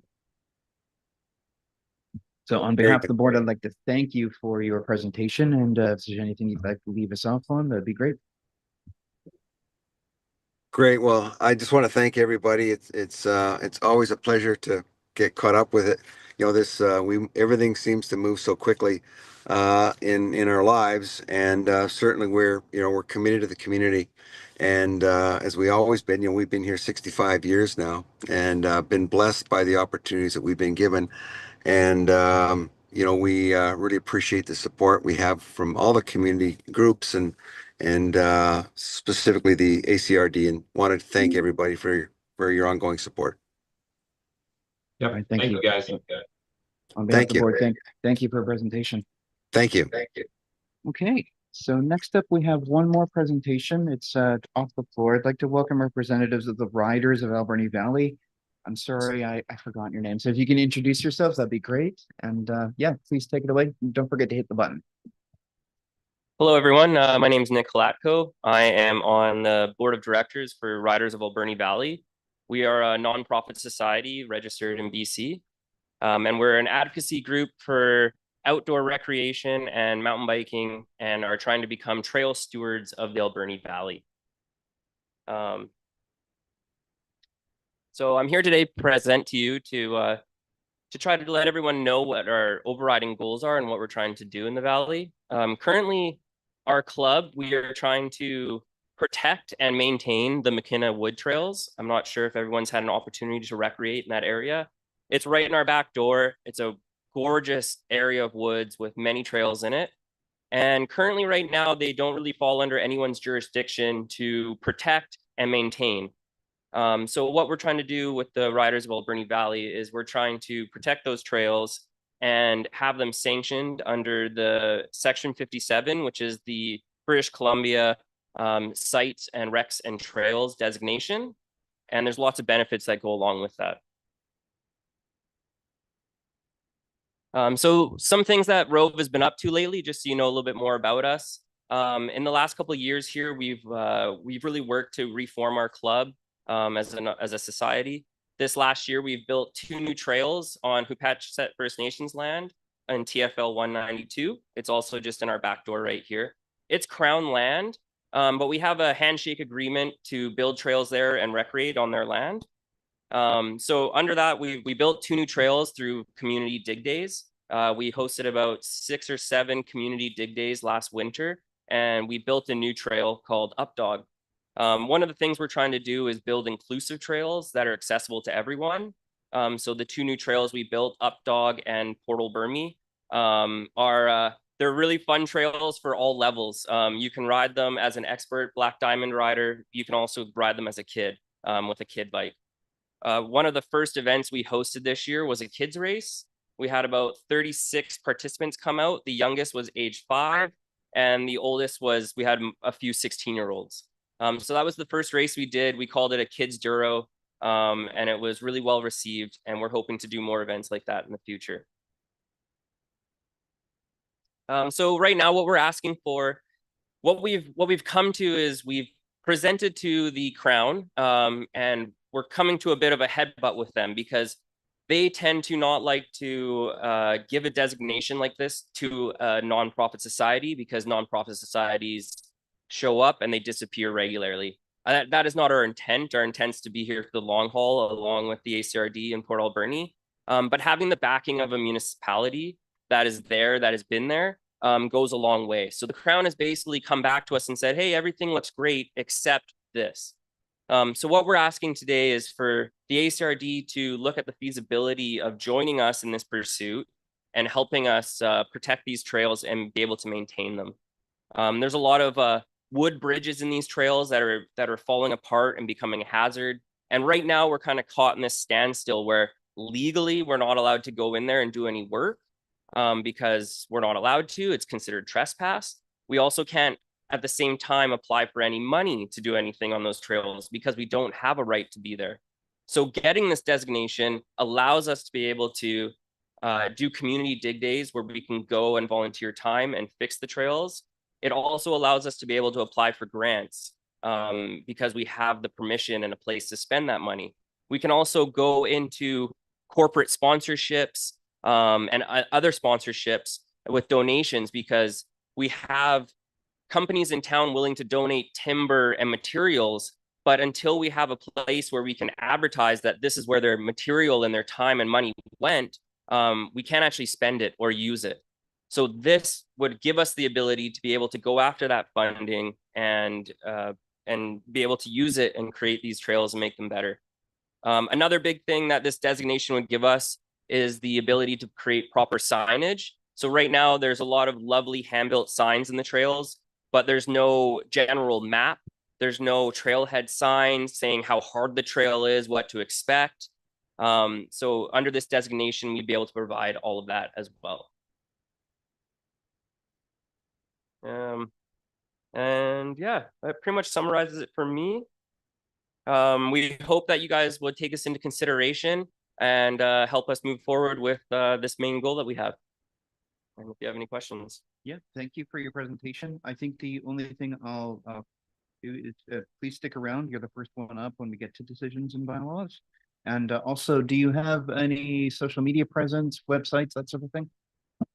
Yes, we have a Riders of Alberni Facebook page as well as a Facebook group. I believe the Facebook group has about 400 members in it. And our club itself has around 100 members, paid memberships. We do have a website. It is currently under construction, and that is one of our top priorities is to overhaul that at the moment so that we look, it looks more professional. It's a bit old fashioned, but it's good to have a website. So I'm glad you're doing that. For sure. All right, thank you. Are there any comments or questions? Director Boyko, please go ahead. Thank you, Chair. So anytime we can increase activities outside the sitting around on your couch is always good. We always appreciate that. New trails are always good. I have a question about your inclusivity. Are you talking, how inclusive are you trying to be, like walkers, hikers, bikers, people on horseback, people on motorized quads? Where are you looking to do for inclusivity there? Yeah, great question. This particular trail network is a multi-use trail network. We understand that there's many people that walk their dogs there and go on hikes in this park. There's mushroom foragers. There is even the Ship Creek Trail, which I believe people do ride their quads through. I'm not sure where that responsibility lies in that regard. But we are not trying to turn it into a mountain bike designated park. We would like to keep the Maquina Trail Network as a multi-use network to include anyone that would like to enjoy it under that designation. No, I think that's a great idea. And have inclusive and have everybody look after themselves. I mean, we say the same kind of challenges on the Log Train Trail. What about maintenance, about carrying around chainsaws and taking down trees and things like that? Do you guys have a plan for that? I know Director Sparrow's had some comments in the past about using chainsaws and liability and insurance and all that kind of stuff. Do you guys have anything prepared for that? Yeah, for sure. We have an insurance policy for trail maintenance. It's a very general one that all the mountain bike clubs use. That there's one company that most mountain bike clubs go under. And so anyone that comes out on our dig days needs to be certified. We would never fall any trees that, that we're not certified to do that. That's where our community members come in. We have lots of community members that have those skills and are trained professionals that would come and volunteer their time. But that being said, our intent isn't to go out and start cutting down trees to construct new trails. It would only be to buck trees that have fallen down in place. And that's where we want to work with the ACRD, that if there was a danger tree that would need to be come down, that would be something that would become a greater part of a conversation. Our intent isn't to just go out there and start disrupting the forest and cutting down whatever we want to construct new trails. There would be a process of application if a new trail would like to be built that we would like to have in our approved plan as well as in our sanctioned network. Thank you very much. For that, next up, I have Director Cote and then Director Sparrow. Thank you. Through the chair, thank you for coming and presenting. I used to live in the Maquina area and I know those trails quite well. They've probably developed since I've been there, but yeah, it's a beautiful area, and having it's become a sanctioned section 57 authorized multi-use recreational trail, which I think is absolutely something that we should be supporting. So question to staff then, where do we take this now? Would it become a, if the board decides to support this, is this going to be a regional trail, or how would that go? Because Groat Lake has trails that are under Groat Lake Park. So what would this be, and what would the process be? Thank you. Thanks. I think that'll be covered under the discussion that that'll be under 8A. So we can wait for that if that's okay. Yep. Director Sparrow and then Director Siga. Thank you for that. I actually have a map here with me. It's great. So this comes from Bird Street, Summit on 15th Avenue, and also the reservoir at the end of Ship Creek Road. Is that the general area, right? Yeah, correct. So we talked to the city about this too, because part of that would be their property too, as well as the ACRD. Yeah, that's where it gets complicated. This area is actually, there's many different landholders that a good chunk of it's on Crown land, some of it's in ACRD land. The lowest Ship Creek Trail is on the city parks land. We've come to the ACRD because the largest amount of the trails falls under the ACRD category. So yeah, it would be a joint effort between to have it sanctioned. My next question, of course, would be, as part of the city only has non-motorized use. I don't know about bikes or not, but they have non-motorized use of their trails. So if you're accessing from their trails, it'll be a non-motorized use trail. Is that your intent? Yes, our intent is non-motorized. It's all walking. There was the question about quads and on Log Train Trail. It is my understanding that area is is a non-motorized area. And under this designation, it would be non-motorized. Thank you. Director Siga? Thanks. Yeah, once again, we're kind of in this gray area of it not being clear who is responsible for managing trails across various jurisdictions. And it's really not clear to me how local government has a say in federal and provincial designated lands. And I think we really need to bear down and sort this out. Thanks. And we will cover that in the discussion under April as well. So yeah, those answers will happen. Okay, so with that, is that Mark, do you have your hand up, or is that some other kind of mouse type thing? There's just a hand in the middle of the screen now, and I don't know. Oh, no, it's just a mouse. Okay, thank you, Cynthia. Okay. So with that, I'd like to thank you for your presentation.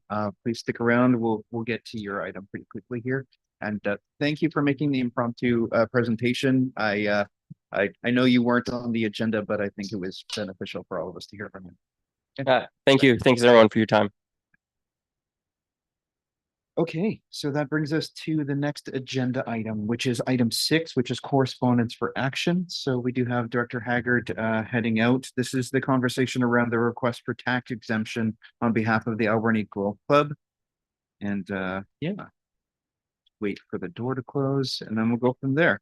Terry, do you want to just quickly introduce it and then we'll do that? Thanks. Yeah, thank you. I just also wanted to alert the boardroom too. There's some concerns from us online that it's kind of hard to hear when there's multiple microphones on in the boardroom today. So if we could just have one microphone on at a time, I feel like it seems to be when there's a second one on that you guys become very quiet and muffled. So this today is just, didn't have a chance because of all of our time in the EOC and the wildfire. Normally when the golf clubs come to present or their letters, we bring the bylaw at the same time. So just looking to have the board direct staff to bring that bylaw back. We'll bring it back to that first October meeting and it needs to be adopted by October 31st. I heard the questions earlier about their exemption or their status as a society. And I do know that way back in the day, we did some investigation on this because the Long Beach Golf Course actually had to change what their society format was in order to meet the legislation. So if Ken can find something, that's great. I'll also do some digging on our end and hopefully bring that back for you on the October 8th meeting to ensure that we know exactly what kind of organization it is. And happy to answer any questions. Thank you. Any comments or questions? Director Roth, please go ahead. So would the motion be to direct staff to bring back more information for the October meeting? Yeah, you could definitely add that to that existing motion to draft the bylaw and then bring back more information regarding the Alberni Golf Club society form. Okay, I'd like that, please. I'll make that motion. Okay, cool. So we have a motion that has the exemption bylaw as well as asking for a report to come back. Do we have a seconder for that? Thank you, Director Siga. Any further comments? Director Steer, you had your hand up. Please go ahead. Yeah, thank you. I think Susan's motion, Director Roth's motion may have answered my question. I was just, because it was indicated both Long Beach and Alberni for that tax exemption, which we've gone through the process before. But I think the motion that's on the floor now would proceed what my question was. But thank you. Okay, great. I wasn't sure if you were just preemptively putting it down, but I think we're in good shape. Director Cote, please go ahead. Thank you. Just after the chair. So it was pointed out that it's been 25 years that they've been coming asking for this exemption annual. Is this something that we can correct so that we don't have to, they don't have to ask every year? Thanks. Terry, do you want me to speak? Like, I know their annual requests. There are special circumstances where you can do a longer term. We have to look at that. I believe the most common example would have been back in the day when Island Corridor Foundation was formed. Many local governments I think did a 5 or 10 year, I think it was a 5+5 tax exemption. But we'd have to double check what was done to achieve that. Beyond that, it tends to be year on year, is my understanding. So it's but Terry, maybe you can fill in. Yeah, I was just trying to find my report. I'll bring that back to the October meeting. I believe the legislation states that if you want to do it for longer than 1 year, you have to go through some form of public approval process. And even if you do that, it's only for a max of 10 years. I personally feel like that we had seen the Long Beach Golf Club kind of run into some problems a few years back, well, quite a few years back now. And I feel like it's actually good to have the check-in because I think that these societies are member or volunteer led in a number of cases. And so I think it's just good to make sure that they're still keeping up with their society obligations before we're kind of awarding that component of it, would be my personal opinion.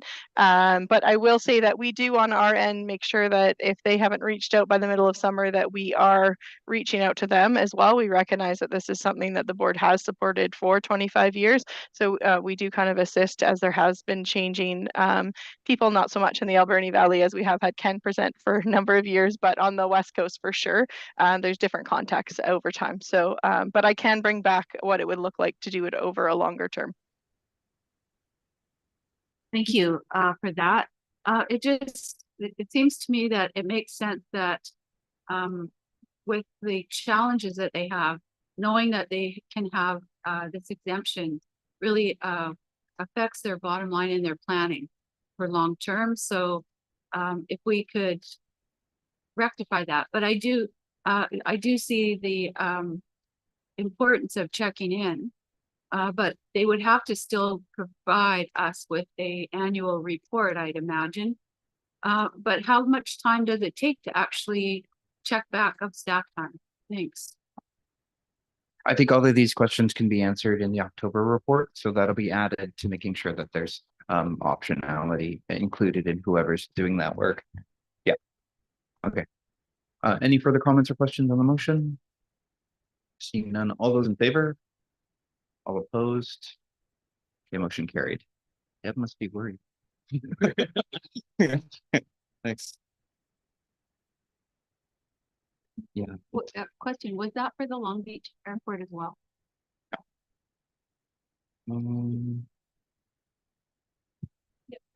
It's for both. Yeah, it's for both. Yeah. Yeah, and.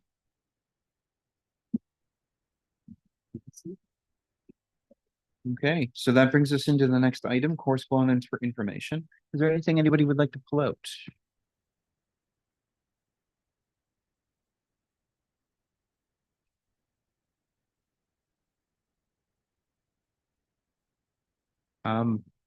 Okay, if there's none, if we could have a motion to receive the reports.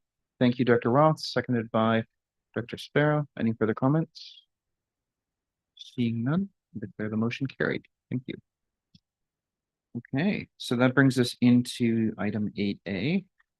Yeah, I think the riders are gone, but we'll go into this. So Michael, you would please take it away. And you're in the room. Welcome. Please go ahead. Good afternoon. So you've already heard from the riders of Alberni Valley or Rove. So I'll just provide a staff perspective to support this, the board report you have in front of you. So this all came from a proposal from Rove because it's part of their organization's goals to formalize the McQuinna trails. And those are the trails kind of east of the rugby club and McQuinna Elementary School. The land ownership is a little convoluted there. So there's City of Port Alberni owned sections, Crown land sections, and private forestry land sections. This proposal for the section 57 would only apply to the Crown land sections. So a bit of background is there that, you know, you heard that they had submitted their own application to the province, and that's the Rec Sites and Trails BC. That was, you know, formally denied from the province with the recommendation that they partner with the ACRD and reapply for that. So I should also mention that Rove is a member of the Regional Parks Working Group. They had brought their proposal to that group at the last meeting. That group discussed it. at length, and then they ended up passing the motion in the report that supported the ACRD Board of Directors directing staff to dedicate time to gather more information, bring it back to the Regional Parks Working Group, and subsequently the board or committee of the whole. In this report here, we have 3 options that were considered. The recommended option is in line with the Regional Parks Working Group motion there, and that would direct staff to, in 2026 work plan, and gather some more information. So that would include, going out with Rove and taking a look at the trails in question, and figuring out what the proposed maintenance standards would be and any capital upgrades that they'd be looking at, or that we would be looking at, to ensure that they're safe for public use. Also accurate mapping of the trail network, because there is multiple landowners there. We want to clearly identify what trails we're speaking about. And then engagement with community partners such as Sashot and Hoopachesset, City of Port Alberni, potential Mosaic Forest and other partners. And also like kind of formal negotiations for what a volunteer agreement with Rove would be. So this proposal would be, ACRD submits the Section 57 application. That approval would be between the ACRD and the province. And then there would be another agreement with Rove and the ACRD for the operations and management of the Crown Land section trails here. So I clearly identify in the draft agreement, like what are the roles and responsibilities of each partner in that proposal. And then also like being in discussion with BC Rec Sites and Trails make sure that we're checking the boxes that we need to check on the application. All that information would be compiled into a report and brought back to the Regional Parks Working Group, and then subsequently a COW or a board meeting. So another option in the report there is that, maybe you don't want to check in and you support this in principle. And that way you can support an application when everything is gathered without a check-in. That's option number 2.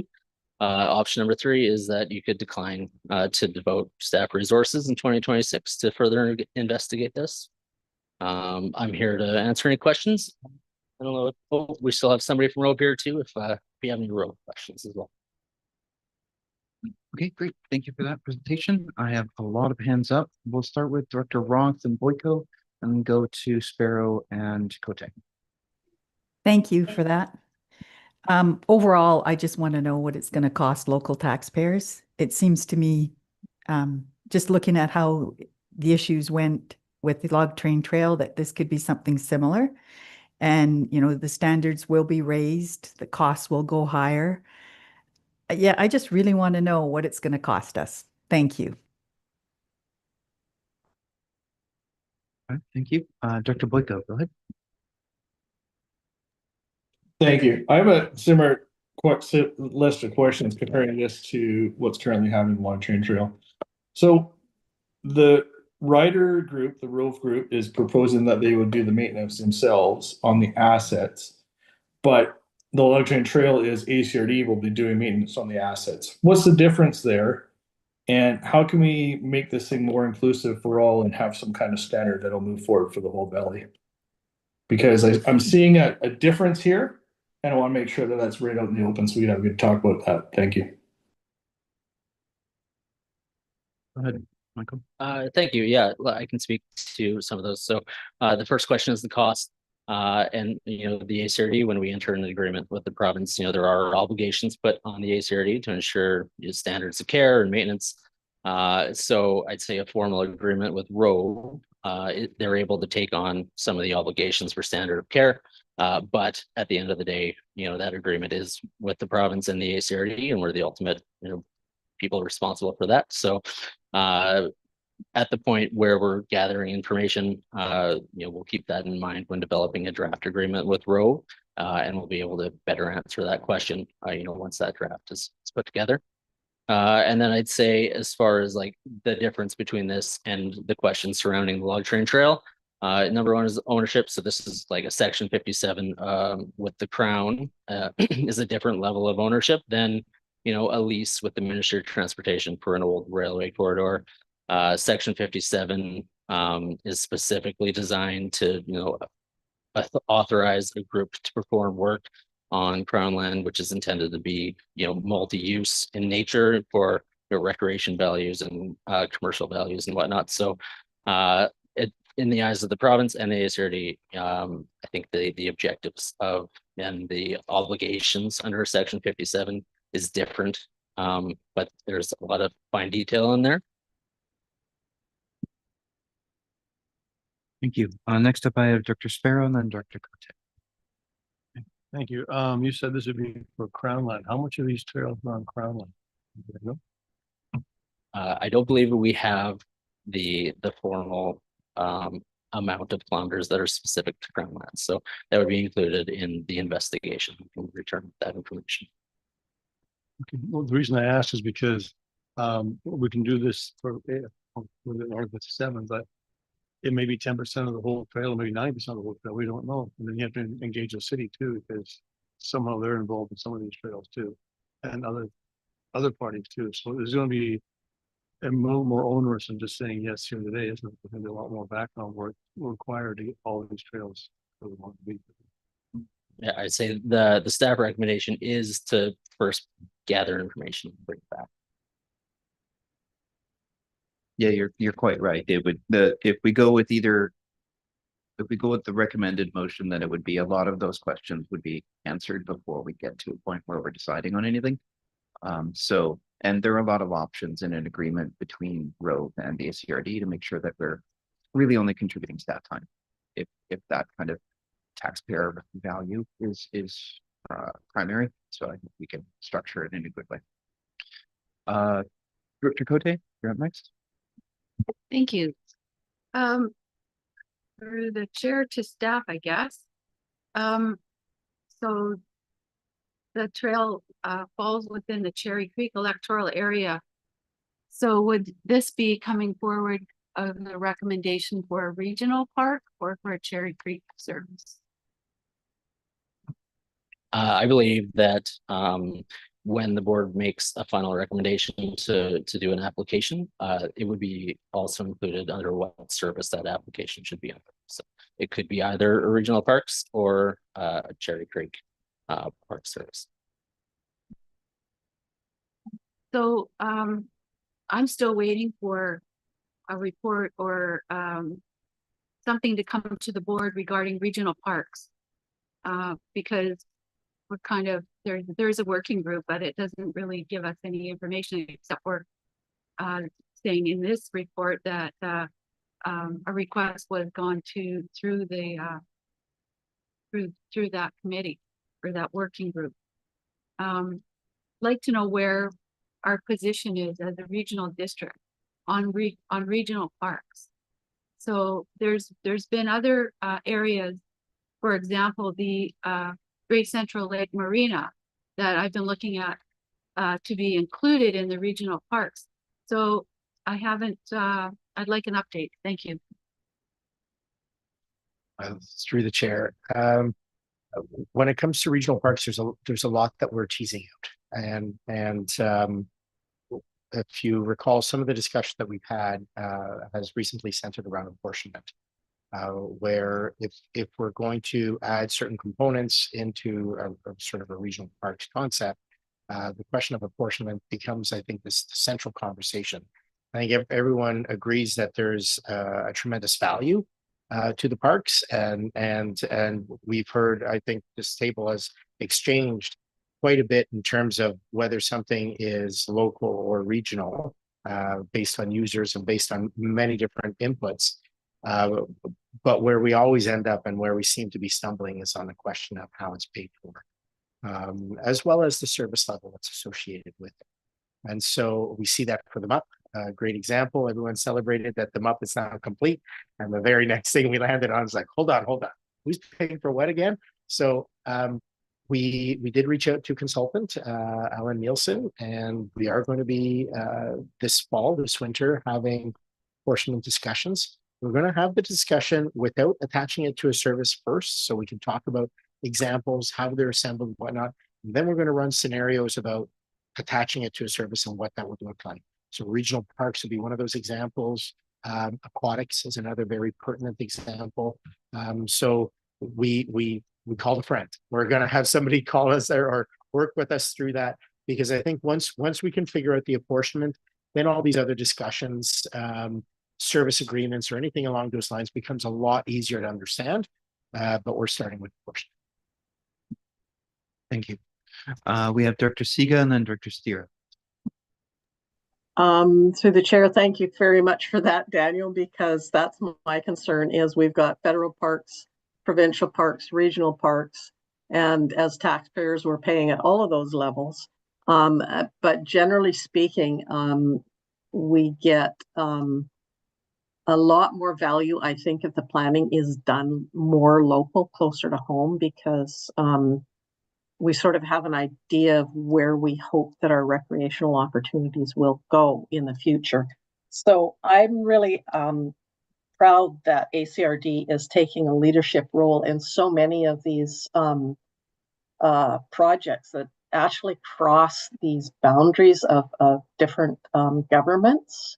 And I would like to see this go forward and see where it goes, and yeah, get answers on apportionment and clarify the process. Like, do we then, as the ACRD, become responsible for that Crown land that this application is for? So moving forward, will we be able to have a say independent of the province on those lands? Those are the kind of things I'd like to know. Thank you. Thank you, Director Siga. So I think almost all of those questions can be answered either through that conversation that Daniel was talking to or through the work that staff will be doing in this motion. So with the motion in mind, Director Haggard, go ahead. I'd like to read the motion if I may. Yes, please go ahead. I'm going to move that Alberni Boycott Legal District Board of Directors direct staff to investigate the feasibility of submitting a Section 57 application in collaboration with the riders of the Alberni Valley to authorize multi-use recreational trails on McQuinna Crown land and report back with further information as part of the 2026 work plan. Do we have a seconder? Thank you, Director Siga. Any further comments? Director Boyka, please go ahead.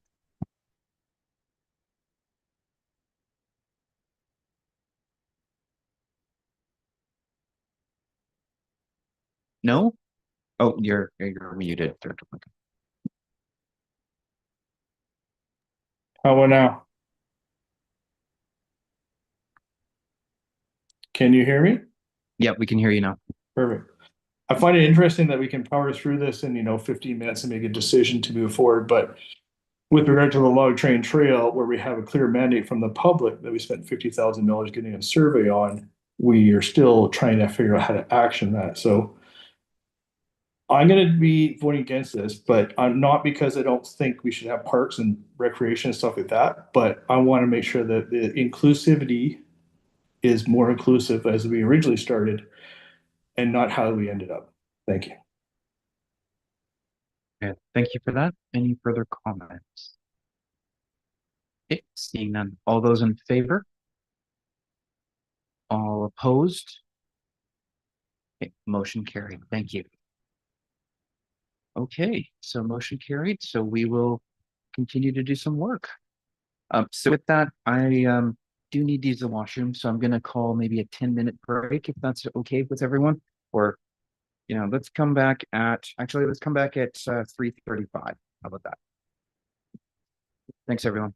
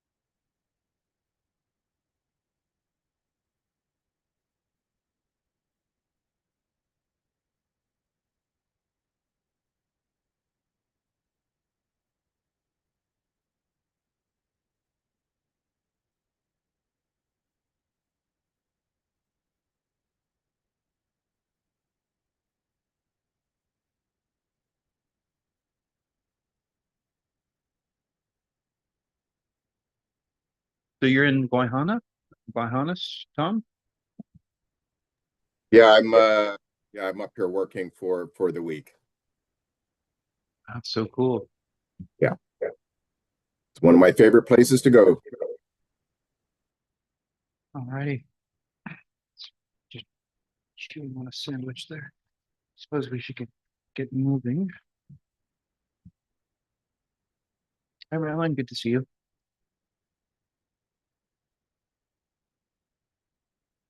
Okay, we're a bit beyond 8:35, but I think it makes sense if people are taking a bathroom break. It may not just take 5 minutes to keep it. So with that in mind, we can move on to the next agenda item, and that is a request for decision, item 8B, regarding the Alberni Valley Landfill Operations Contract Renewal. So thank you for waiting, Jody, and welcome. And don't forget to hit the button. Thank you. So good afternoon, ACRD Chair and board members. The report before you speaks to the recommendation to renew the Alberni Valley Sort and Go Center operations contract. So staff is recommending renewing the contract with Berry and Vale Contracting. This contract is set to expire September 30th, 2025.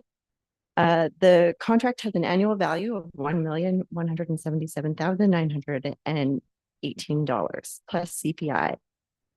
The renewal term that is part of the contract is a 5-year extension, which will end in September 30th, 2030. To give you a bit of background on the Berry and Vale contract, so they have operated the Alberni Valley Sort and Go Center since 1979. The current contract was renewed in 2020 and is set to expire at the end of this month. The renewal represents the final 5-year term before a new RFP process is required in 2030. The Alberni Valley Sort and Go Center serves both the Alberni Valley as well as Bamfield regions, and the operations are governed under our operational certificate, which is under the Environmental Management Act. Berry and Vale is a certified landfill operator with a long-standing relationship with the ACRD. And if you've had a chance to visit the landfill recently, you're probably well aware of the great upkeep and proven performance they have demonstrated over the years. The renewal includes new provisions that continue to support the ongoing discussions with Shuswap First Nation. With the new provision, there's support for employment and collaboration with the nation. It also addresses the unresolved tenure discussion. New provisions also include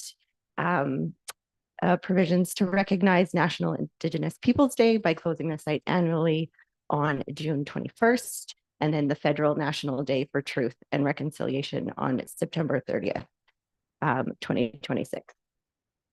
The contract price is being increased from the previous 5-year agreement to reflect the changes of the Consumer Price Index. And with one exception, that is the specific adjustment to be made to account for the increased costs of hauling gypsum to the mainland. The per trip rate for the service has been updated to reflect the higher transportation costs. The contract renewal is fully budgeted under the landfill operating budget and aligns with strategic priority number 2, which is managing infrastructure and maintaining high service levels. The original contract did follow the competitive bid process, and that occurred in 2015. And the renewal terms are consistent with the ACRD's purchasing policy. So in closing, staff support the renewal as it ensures continuity, compliance, and community collaboration. And I'm happy, along with my team, to answer any questions. Thank you. All right, thank you for that. First up, Dr. Sparrow, please go ahead. Thank you for that. You mentioned that there will be to be closed on the public annual June 21st for National Indigenous Peoples Day. How many days a year right now is it closed? At the moment, the landfill is typically closed during all statutory holidays. Yeah. 13 separate holidays, and this day and one more, you said? So it'll be 15. That's correct. Great. Director Siga and then Director Boyka, please go ahead. Thank you very much. Yeah, and through the chair, I just want to give a shout out to Jody for her work. I actually hear locally on the West Coast about how easy it is to work with her, and yeah, this seems pretty straightforward. Thank you for that. Dr. Boyko. Thank you very much. No, I think you go there and it's a nice, well-run facility. They keep it clean. They do a good job. Let's keep it going.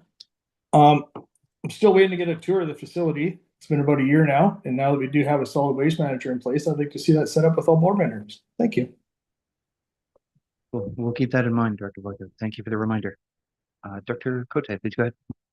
Thank you. Out at the landfill, there is recycling. Is that part of this contract also? With the Third Avenue recycle, or? So part of this contract is that Barrie and Vale operate the recycling depot that is run through Recycle BC. So part of their operational requirements is to operate that recycle depot. But it's not associated with the Third Avenue depot that's facilitated through a different contractor. Does the collection all go together though? From both sites?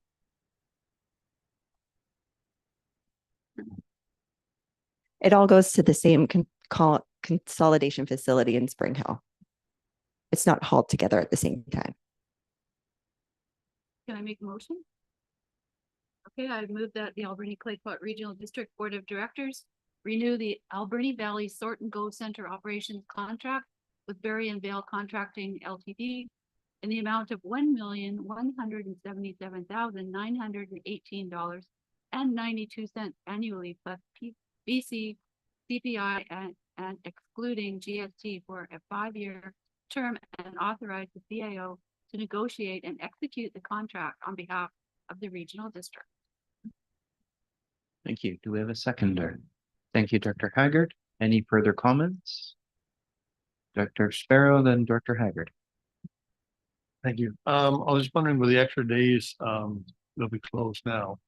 We get a sign put up to, so we understand which days they are, because national holidays are sort of given, but the next 2 days will not be widely known. We should educate the public on this is going to be closure days. Thank you. Thanks for that, Dr. Haggard. I was just going to say, as I second the motion, that somebody mentioned to me that they went to the landfill. It was the cleanest landfill they've ever been at. So congratulations to Barrie and Vale for doing a fantastic job. Great. Dr. Coots, please go ahead. Thank you, Mr. Chair. Yeah, I just wanted to kind of make a comment in regards to Director Sparrow's comment. I agree. I think it's absolutely fantastic, and we should put out some notifications for the new change in the additional statutory holidays.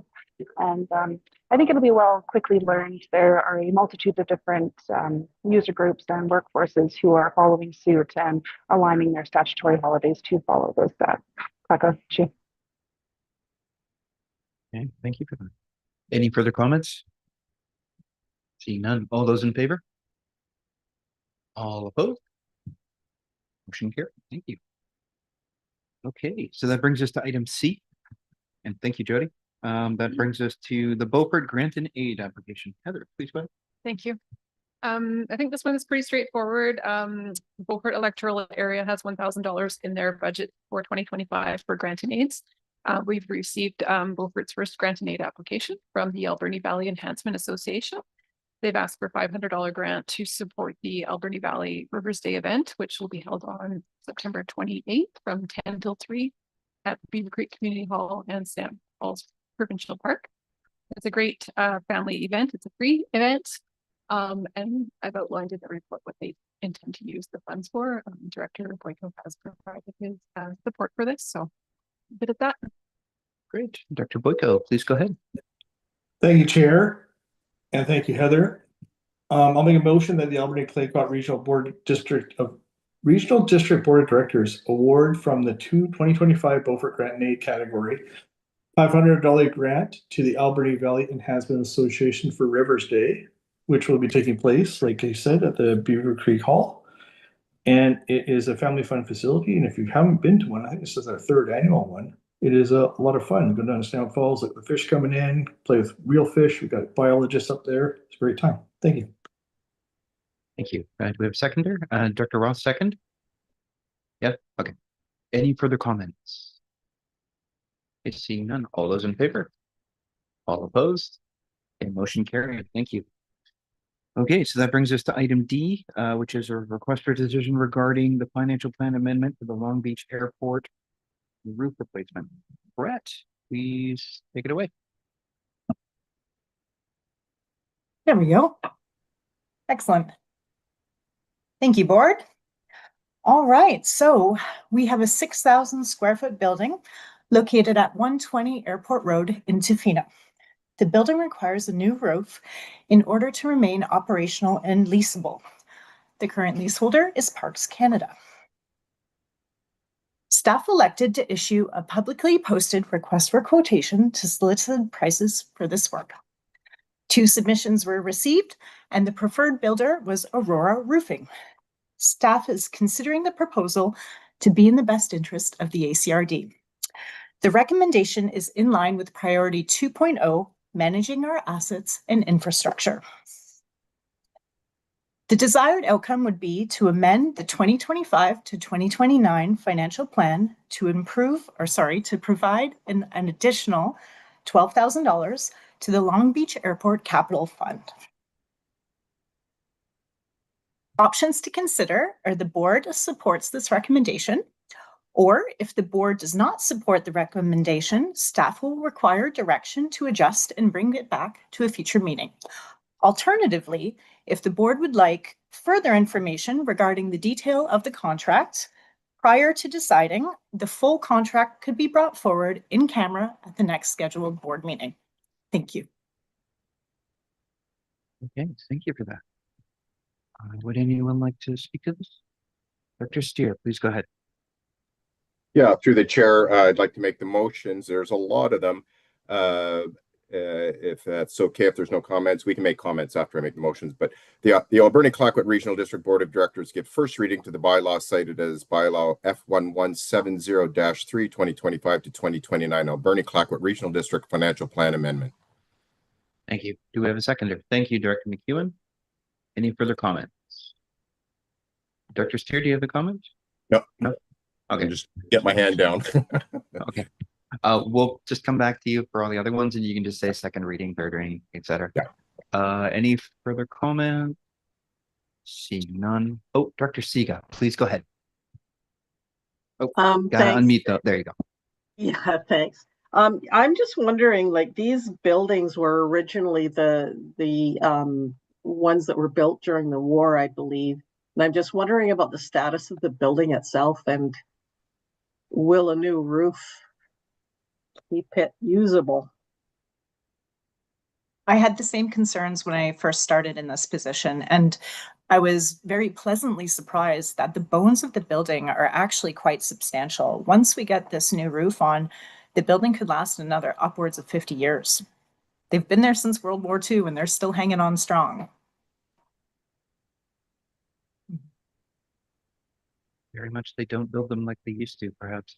Okay, so from that perspective, any further comments on first reading? Seeing none, all those in favor? All opposed? Motion carried. Thank you. I'll Director move Steer. second. I'll move second reading. Do we have a seconder? Thank you, Director McEwen. Any further comments? Seeing none, all those in favor? Motion carried.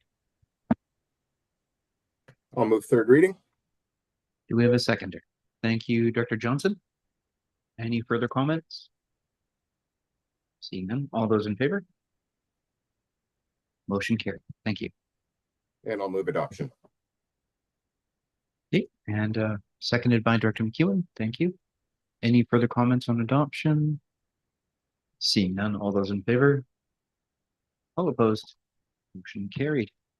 And finally, that the Alberni-Clayoquot Regional District Board of Directors award the Long Beach Airport roofing replacement contract to Aurora Roofing Limited in the amount of $135,355, excluding GST, and authorizes CAO to negotiate and execute the contract on behalf of the ACRD. Thank you. Seconded by Director McEwen. Any further comment? Dr. Siga, please go ahead. I thought the price of the roof was $12,000. No, that's what we're adding to the budget. And that's what we did in the first, second, and third and adoption. And then now that we have the money amended into the budget, and then the 135, 355 is the total. So. Any further follow-up? Go ahead, Director Siga. No? All right. That's an expensive roof. Well, for the square footage and the height of it, I think it's okay. Yeah. So with that though, any further comments or questions? Seeing none. All those in favor? All opposed? Okay, motion carried. Thank you. All right, thank you, Brett. All right, that brings us to planning matters. As ever, Indigenous and municipal folks, please stick around so that we have quorum. But we only have a couple. So yes, Alex, please take it away. 9.1A. Thank you so much. The first application we have before you is a parcel frontage waiver relating to a subdivision application for the property at 18440 Pacific Rim Highway on Sprout Lake. Property owners have applied to subdivide the 0.54 hectare property into 2 lots as part of the Bearland Strata development. The Local Government Act requires that 10% of that lot fronts onto a public road where there is frontage on a public roadway. One of the lots does not meet that 10% minimum, and the Act allows the local government to waive the parcel frontage requirement upon application. So a development variance application was issued by the board in April of this year to support this subdivision. The subdivision does comply with the zoning bylaw and the Sprout Lake OCP. The issuance of this parcel frontage waiver and a development permit would be the final steps in the regional district's final sign off on support for the application back to the Ministry of Transportation and Transit. So at this time, staff do recommend that the board issue the frontage waiver. I'm happy to answer any questions. Thank you. Dr. Cote. Thank you. I have no question, but I will move that the Alberni Clayoquot Regional District Board of Directors waive the 10% road frontage requirement as per section 512 of the Local Government Act for proposed strata lot 1 as shown on the subdivision plan for the property located at 18440 Pacific Rim Highway. Seconded by Director Sparrow. Any further comments? Seeing none. All those in favor? Opposed? Motion carried. Thank you. And item B, Alex, please go ahead. Thank you so much. The next application is another frontage waiver that this one relates to a 2-lot subdivision of the property located at 6320 Beaver Creek Road in the Beaver Creek area. The property owners have applied to subdivide the 0.8 hectare property into 2 lots, with one of the lots accessed by Panhandle. The property was rezoned in April of this year as well to facilitate the development, and the subdivision does comply with the zoning and with the requirements of the Beaver Creek OCP. Staff recommend that the board issue the frontage waiver at this time and that we advise the Ministry of Transportation. Thank you. Thank you. Director Ross? Yeah, I'll make the motion that the Alberni Clayoquot Regional District Board of Directors waive the 10% road frontage requirement as per section 512 of the Local Government Act for proposed Lot B as shown on the subdivision plan for the property located at 6320 Beaver Creek Road. Seconder. Thank you, Director Sparrow. Any further comments? Seeing none. All those in favor? All opposed? And motion carried. That brings us into section 10 reports. 10.1 are staff reports. So Director Cote does not need to kick me, so we will have a conversation about the BCM motions. But is there anything else anyone would like to pull out beforehand? Okay, seeing none. Director Cote, would you like to speak to the additional? I would, thank you. I had a call day before yesterday from Jim Abrams, who was the former past UBCM president. And Mr. Abrams has been in contact with the Colsons over many years regarding the water bombers and trying to have the province support their water fighting protection for BC. The city of Port Alberni in the past has done a resolution, late resolution regarding supporting Colson in the past. So there is a link there. Jim Abrams was quite involved with that process. 2 days ago, he called me and said that there's an initiative right now where the federal government is disposing of some C-130 Hercules planes, and that there's an opportunity for Colson's to purchase these or work with the federal government, the provincial government on retrofitting these planes. And it was identified that there could be an e-petition to convert these to cover as a national strategy for Canada, possibly with the US. Our MP Gord Johns is involved in this process, and they have talked with Liberal MP, I think it's Steve Keir, who may become the Minister of Defense, Department of Defense for Canada, and is very supportive, sounds very supportive of this process. So what Mr. Abrams has asked me to do is to bring that to the regional district, our ACRD, because Colson's are in our area. And if we would be willing to bring a late resolution to UBCM, has to be in by September the 19th in support of this process. And I don't have all of the information, but staff would be, oh, there we go. Okay. So there is a motion then. Therefore, be it resolved that UBCM requests the province of British Columbia to collaborate with the government of Canada to partner with the private sector to retrofit portions of Canada's retired CC-130H Hercules fleet into large air tanker for wildfire suppression, which we need. Deploy these aircraft as part of strengthened national wildfire response capacity to be shared with the province and territories, and where appropriate, used for international humanitarian and emergency missions. Consider that the Canadian Interagency Forest Fire Center assist in managing deployment under a transparent cost-sharing framework with initial operating capacity by the 2027 wildfire season. 3, prioritize this made in Canada solution that leverages Canadian engineering, protects lives, communities, and the environment. That would be my motion. Okay, so I think yeah, thank you for that, Director Cote. One important thing to note here too is that we're hoping to make this a late resolution rather than a from the floor resolution, because late resolutions do get priority. So we would actually be able to discuss it without having to be at the end of the queue, if possible. But we have to meet certain criteria for that, which I believe we have. Director Cote, go ahead. Yes, Mr. Abrams has been in contact with Jamie Justison, who runs the resolutions at UBCM. She said if there's a resolution that comes in before September the 19th, that it would be put into the book and would be presented with the rest of the resolutions as a late resolution. You're right, if it goes off the floor, it may not reach the membership. Thank you.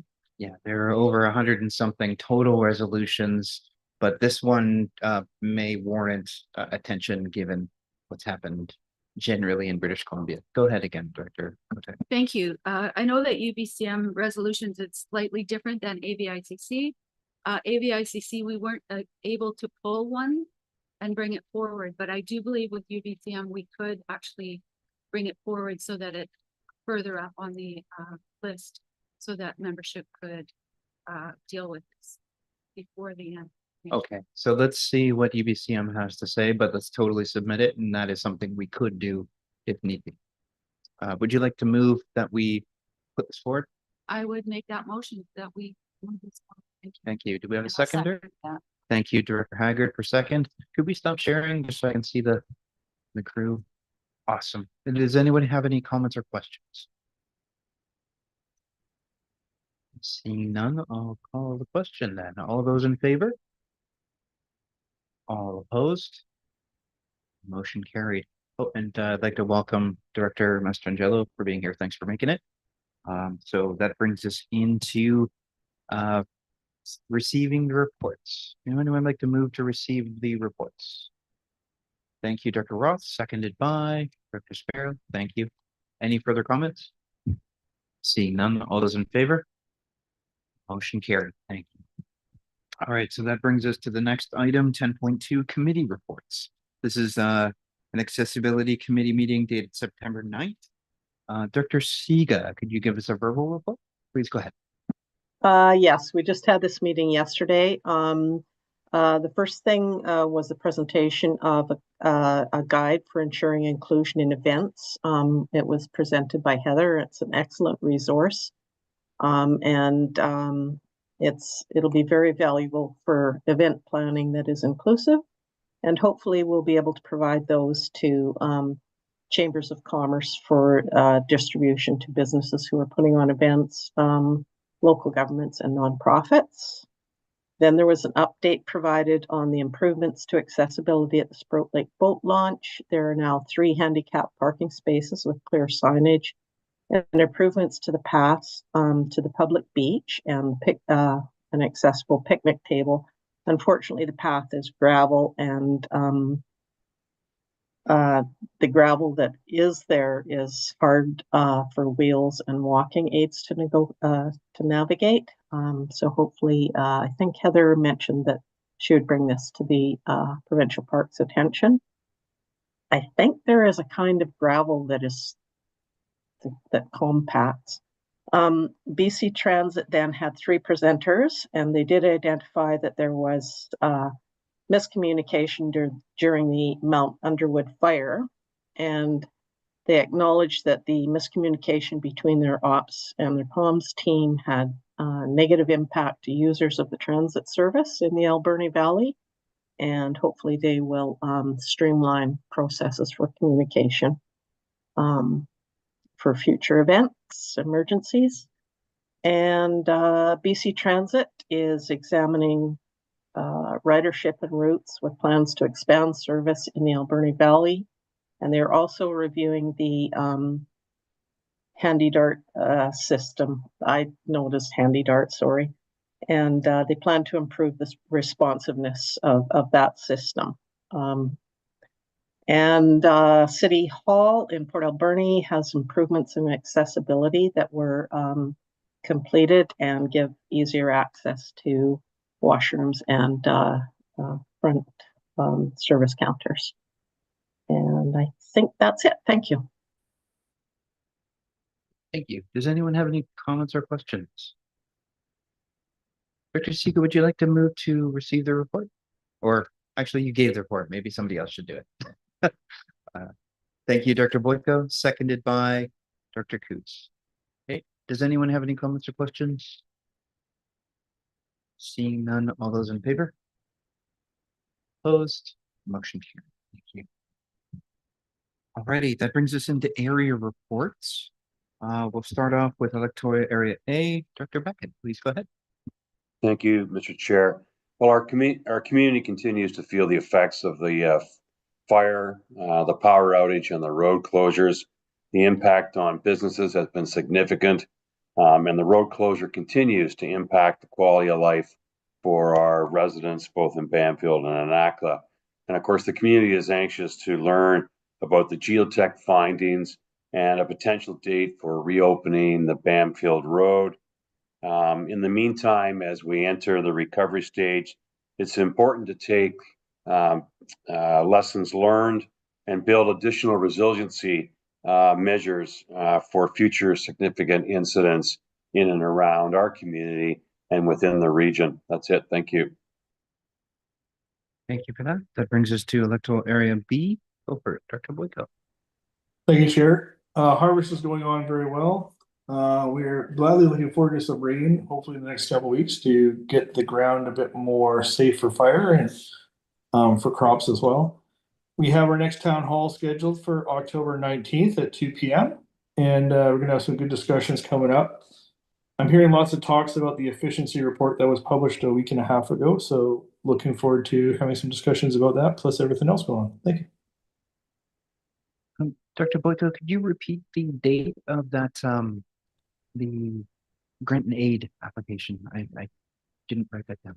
The grant and aid application? Yeah, the Rivers Day, I think. Rivers Day, hold on, I'm not gonna lie to you, it's 2 Saturdays from now. Just give me a second. That is also at the Beaver Creek Hall, and that is it 27th or 20th? 28th. That's what what Heather has said. Thank you. Okay. Sorry, I just missed the date and actually there. So yeah. All right, thank you. Next up is electoral area C. Dr. Siga, please go ahead. Thank you. Well, it's been a typical tourist season with congestion in our parking lots and road shoulders. The bike path continues to be really well used by locals and a lot of tourists on it as well. I believe it's Ucluelet has done some improvements to mark bumps from tree roots, which is really nice. Thank you. All right, thank you for that. Now, next up is electoral area D, Sprout Lake. Dr. Cote, please go ahead. Thank you. Sprout Lake is having another annual beach cleanup on Sunday, September the 14th, starting at 9:30. Collaboration between the Sprout Lake Community Association and the Fish and Duck. If anybody would like to participate and you don't have a boat, you can go to the Fish and Duck and get a ride with them. They provide a houseboat and smaller boats to run you to beaches or back to the Fish and Duck if you have to leave early. They also provide a hot lunch and bevies and very much support. I've heard that the Fish and Duck has collected environmental fees on every boat or houseboat rentals, which they provide to help do this cleanup. And all their staff are also engaged. Apparently, it's part of the job description. And that's all.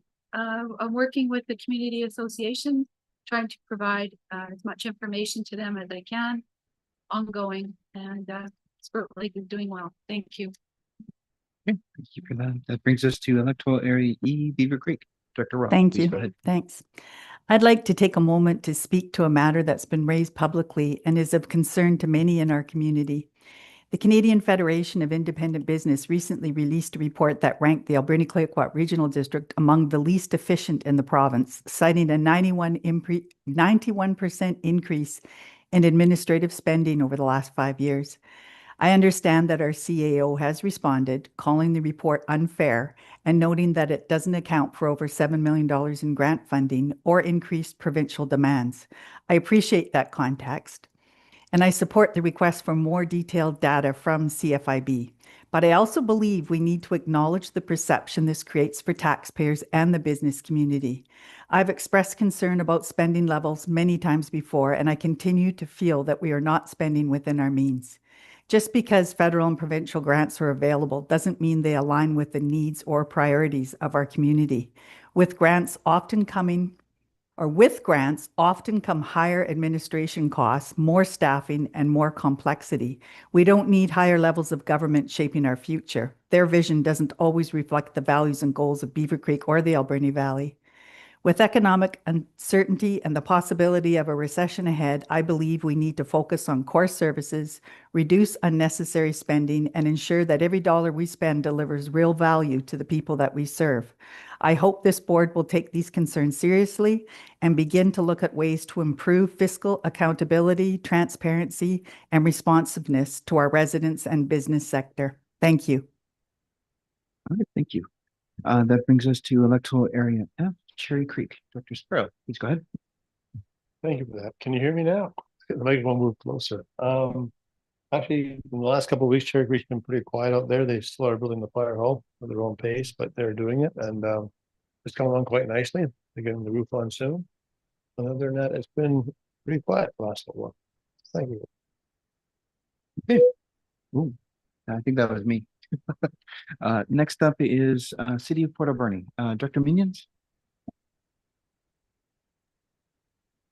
Thank you so much. Nothing specific to report today. I'll turn it over to Councillor Haggard or Director Haggard if she wants to add anything. Thanks. You forgot the most exciting news. The roundabout on River Road is about to start. So that's really exciting. It's going to take a while to finish, but the good news is they've been talking about it for a couple of years. It's finally in the budget and it's going to start. So then we'll have to train people how to use the roundabout. So maybe Dan, you can give us some lessons. And also on city council meeting on Monday, we approved a $7 million sewer infrastructure upgrade project. So we had that, we knew that was coming up, so we had it in reserve. So there's no taxable, no charges to the taxpayer. We don't have the money saved up for it. Okay. Thank you very much. Okay, that brings us to item H, the District of Tofino. Please go ahead, Director Steer. Yeah, thank you through the chair. It's been, another busy season in Tofino. It's still busy at this time of year. And just in our last council meeting, we did pass a single-use item regulation amendment, which in essence prohibits the sale of plastic water bottles of a 1 liter and below. And this is this took a while to get through with the province. I would just like to add, though, this didn't come. This is building on some of the work that we've been doing with single-use plastics in general, and this came really through with a tremendous amount of support from all of our local businesses, as well as some of our service providers as well. There are some exemptions in terms of water shortages and those that when we have water issues surrounding that. So it was something that was well supported by our community in this area. We've also been preparing for UBCM. We have a number of minister meetings that we've been going over, and I will in our next meeting, our next regional hospital board meeting, I'll be touching base on that there. And then the last is that a whole number of capital projects once again underway at the district, improving our infrastructure over time around water mains as an example. So that's it for Tofino. Thank you for that. That brings us to item I, the District of Ucluelet. Dr. McEwen, please go ahead. Thank you, Chair. The most exciting news is the grand opening of our Ucluelet Health Center, which is happening this Saturday, September 13th at 1 o'clock. Minister Osborne will be there to help celebrate, as well as Max Jajac from Island Health, and I will be a speaker as well. And there will be a tour of the facility shortly after the ribbon cutting. So that's, I wasn't sure whether to give that report in this meeting or the hospital meeting, but anyway, very exciting news. 2 pieces of information that I heard today regarding the ACRD. One was that the bus stop in Millstream has been removed, guessing by a resident. And so that is something that maybe staff can look into, or send that message to BC Transit to look into. I think it was not any of the ones who spoke as the delegation about the bus service in Millstream. It was none of that group, so not sure who exactly removed it, but I just found that out this morning. And then second thing was Food Bank on the Edge. I went to their AGM at noon today, and they reminded me that there had been 2 parts to their ask for the ACRD regarding the demolition of the old food bank. The AGM today was in their new building, which just opened yesterday officially. And but they still do need to demolish the old building. And I know the ACRD has, we have approved a budget for some of the tipping fees for that at the landfill. But their second ask was that they were looking for some money toward the actual demolition itself. And the first part of that is a hazmat study. There needs to be a hazmat look at what is in that building, because it's a very, very old building, and anything hazardous needs to be removed separately. So just wondered if that could somehow circle back to our ACRD committee at some point. Thank you. That's more of a question than a report. Sorry about that. Well, after we do receive the area reports, maybe we'll come back to that. So I'll come back to you after that, if that's helpful. Okay. All right, thank you. Dr. Steer, please go ahead. Yeah, thank you through the chair. Director McEwen, would it be possible to post, or in the chat, maybe even the physical address of the medical center? I know there's a few people from out of town that are thinking of coming up for that opening. And I didn't know what the address was for them to put in their Google Maps. So maybe if you could do that and I could pass that along, or maybe we could put it on our website or whatever might be most appropriate. I'll put it in the chat, but it is 2039 Peninsula Road. Thank you. You're welcome. Well, hopefully there's like a Facebook event that's been created by the district, or maybe the ACRD can do that. But yeah, that's great. Oh, it's me next. Item J is Huu-ay-aht First Nations. So first off, I'd just like to thank everyone involved in the cooperation in the response to the Mount Underwood fire. I was not here for the last board meeting, so I'd just like to take that time to acknowledge everyone involved now, not limited to, but including everyone who sacrificed so much of their time at the EOC, as well as the people who have been working to fight the fire as well. I want to underline the great cooperation and constant communication that Huu-ay-aht has had with not only the ACRD staff, but also with Banfield and Director Beckett as well. I think by the second day, we were integrated into a Banfield Huu-ay-aht ACRD call, just to kind of debrief after each of all of those things. And those really helped create good avenues for clear communication. With that in mind, I just want to acknowledge that we are still impacted by the Mount Underwood fire and its after effects. The road remains closed. I am very thankful that BC Hydro under promised and over delivered on the getting the power back on. I think that was the best way to do it, even though some of us had to twist some arms with BC Hydro to get them to communicate probably a fair bit earlier than they would have been comfortable with beforehand. So I do want to acknowledge that flexibility. It forced from BC Hydro, because they did end up doing it, and they did end up executing a great plan on getting power back to the area.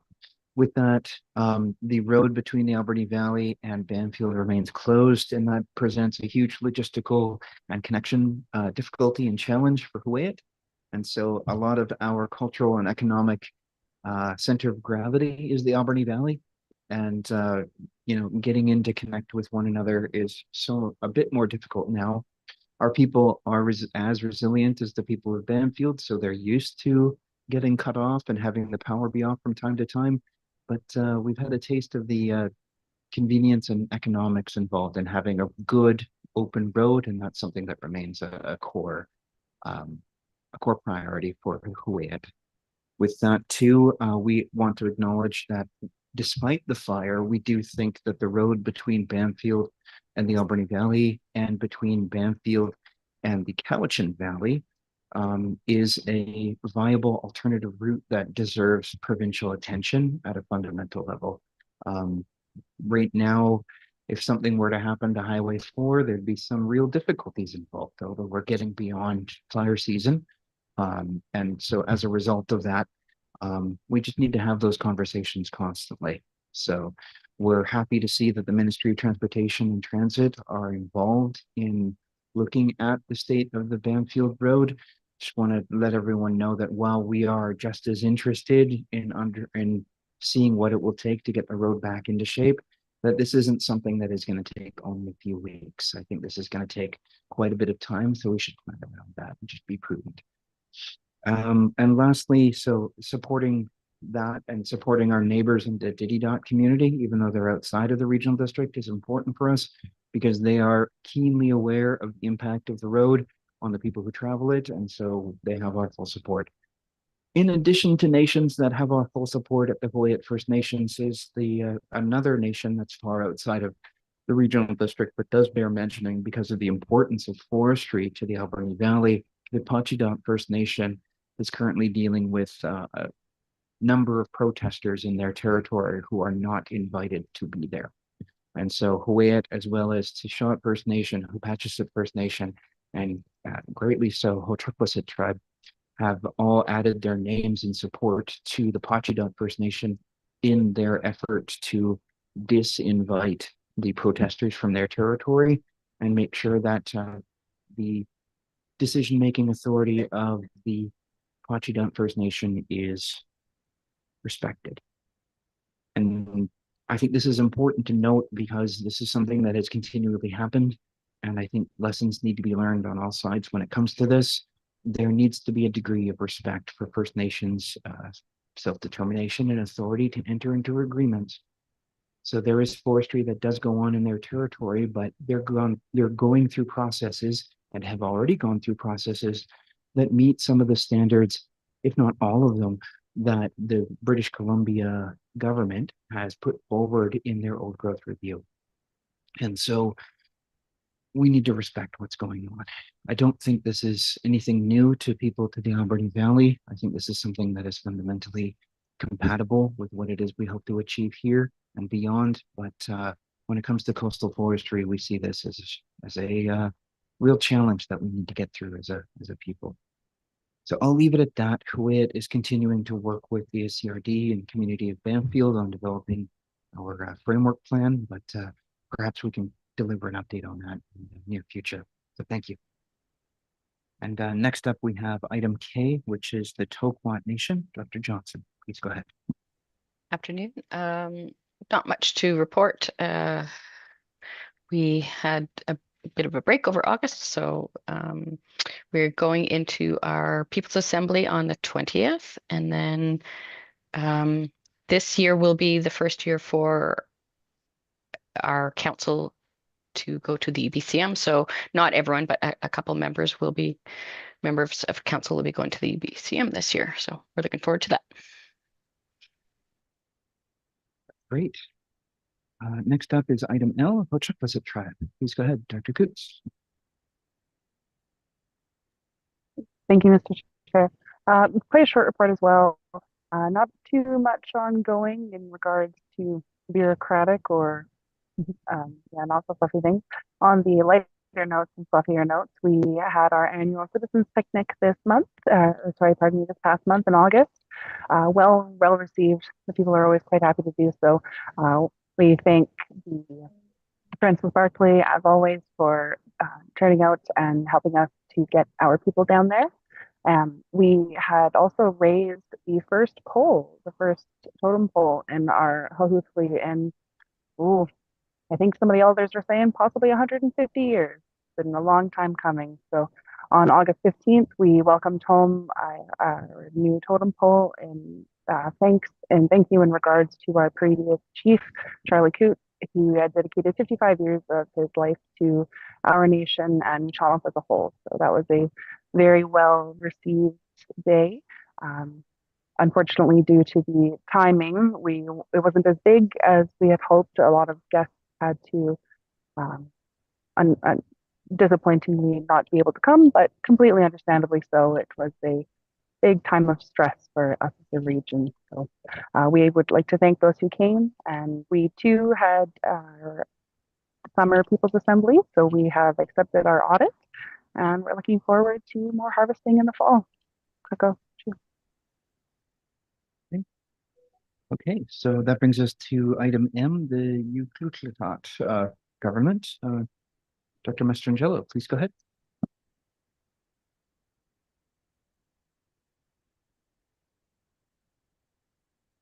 You may be muted, Lavana, but Are you there? Yeah, there Okay. you go. Yeah. We have a couple updates. One is we have just released new signage out in the Pacific Rim Trails over in Ucluelet, which is in honoring Bob Mundy and Vi Mundy. I can share some more specific details with Heather Zenner, and she can include that in an ACRA update if she wishes to choose so. We have our Youth Fluid Off days for the citizens coming up next weekend. We have the Quistos Beach that has been closed specifically between September 10th and September 24th to honor our historical roots as Youth Fluid Off citizens. And we'll be bringing back a number of citizens on the weekend of September 19th to enjoy a couple days of cultural activities and just connect with the land and our people and our leaders all together. So that's pretty exciting. And this is the second year in a row that we've dedicated the whole weekend and the beach as well, and bringing our people back. So it's a big accomplishment for us. And those are the two updates that I have for right now. Thank you. Great, thank you for the update. So now we have two motions, first of which is just to receive the reports. Could somebody move to receive the reports? Thank you, Director Cote, seconded by Director Ross. Any further comments? Seeing none, all those in favor? All opposed? Motion carried. And then Director McEwen, do we want to come back to what you were hoping to put forward? Yes, thank you, Chair. The Food Bank on the Edge Society reminded me at their AGM today that there had been a second ask of the ACRD to help financially with the demolition of the old food bank building. And the first step in that process is a hazmat analysis, which would cost about $2,500. And they would be, I think their original ask for financial help was quite a bit more than that, but I think they would be quite happy to just have that to put toward that hazmat analysis. And that was what they asked me to relay to you today. Okay, so is that clear? Do we want... It's clear. I'm just not sure where we left off on that decision when it came to the board. Yeah, I thought there was a financial support. I might just suggest that we have a West Coast Committee meeting on October 7th, and perhaps we could request that the food bank provide a letter for that meeting or come to that meeting. Yeah, we can do that, but we can also just check to see what the decision was so that if there was support, that we can make sure it's post haste and gets there on time. And if that wasn't clear in the resolution, then yes, invite them back. If I remember correctly, it was for landfill support, not for this. Yes, they asked for two things. One was for landfill tipping fee reduction, and that was approved. But the other second part of their ask was for some financial support to help with the demolition. And I don't recall us discussing that or coming to a conclusion on that one. Okay, so what we'll do is we'll reach out to them, and then once we know more, we'll put it on maybe the next agenda, and it might go to a committee first. But we'll have to wait to make a decision just because of that undefined spots. That makes sense. Yeah. Okay. Thank you. All right. So that brings us to member reports 10.4. Next up is 911 Corporation. Director Beckett, please go ahead. No report, no meetings. Vancouver Island Regional Library, Dr. Boyko. No report, no meetings. Next meeting, I guess, is on the 20th, Saturday, so a week and a half. Okay, thank you for that. Alberta Valley Chamber of Commerce, Dr. Meets. Thank you. The Chamber's main activities were supporting through the Mount Underwood fire, including media and supporting businesses during that time. Thank you. Thanks. Anything to add, Director Boyko? Nope, I'm not included in any communication. Thank you. Okay. Air Quality Council, Dr. Sparrow. Thank you. There's no report as we're going through a transitional period. But I will reach out to the president and see what the future brings. Okay, thank you for that. Association of Vancouver Island and Coastal Community. A question. Oh, Dr. Cote, please go ahead. Thank you. Is there monitoring been happening through the Underwood fire? Yes.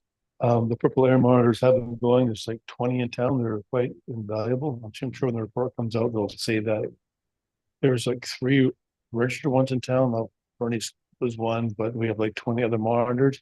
And I found out with the airflow and the smoke going through, they could figure out where it was going and where it was flowing. So it's quite valuable that way. So this is a very important and valuable resource, and we're hoping to find a way we can move forward with it and keep it going. Thank you. Do you want to keep going, Director Cote? Yeah.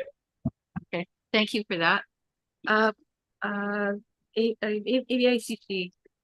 So at UBCM, there is an AVICC lunch. If you signed up and paid for that, love to see you there. I am running for election for director at large, so I would ask for your support. And just let you know that we do have an attendee, a student attendee that's coming, which I don't know that we have. Charles Mealy did many years ago, who's a city councillor, and yeah, very excited.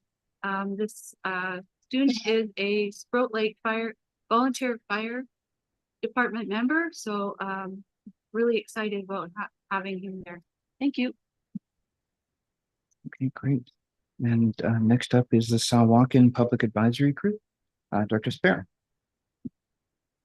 Thank you. There's no meeting at this time. I think next one's November, but they will be doing a tour, hopefully at the end of this month, if they can get around the road.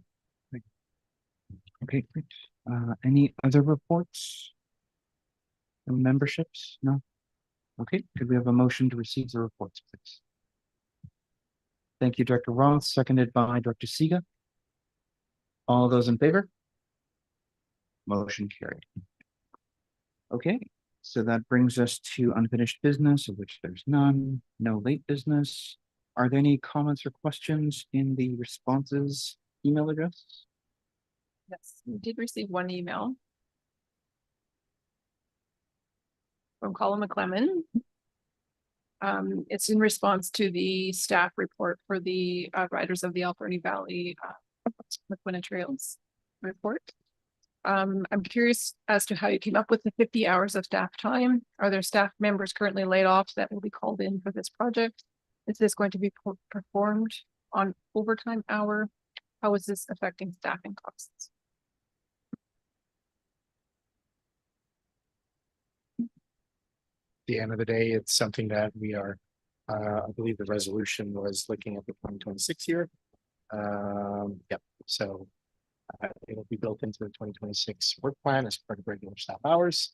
And if there are any issues fitting it within regular hours, then we'll bring it to the board for clarification. But this is just in preparation for 2026, so it's going to help us build that plan.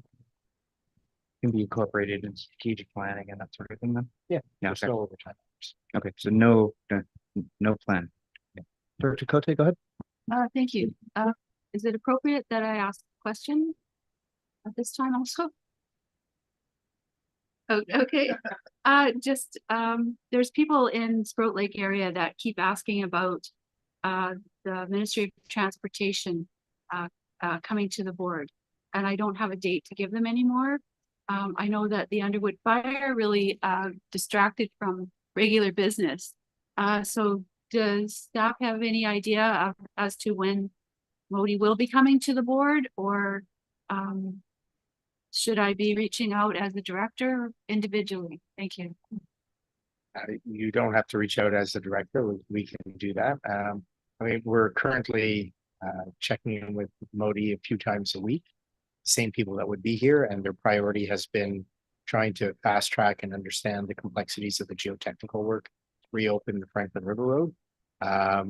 So we haven't set a new date because that's what they're focused on, but we can bring it up and see if we can just get that clarity. It could be that we end up looking at an end of October, early November before they're available to actually put themselves with that, but we can at least seek to get you to.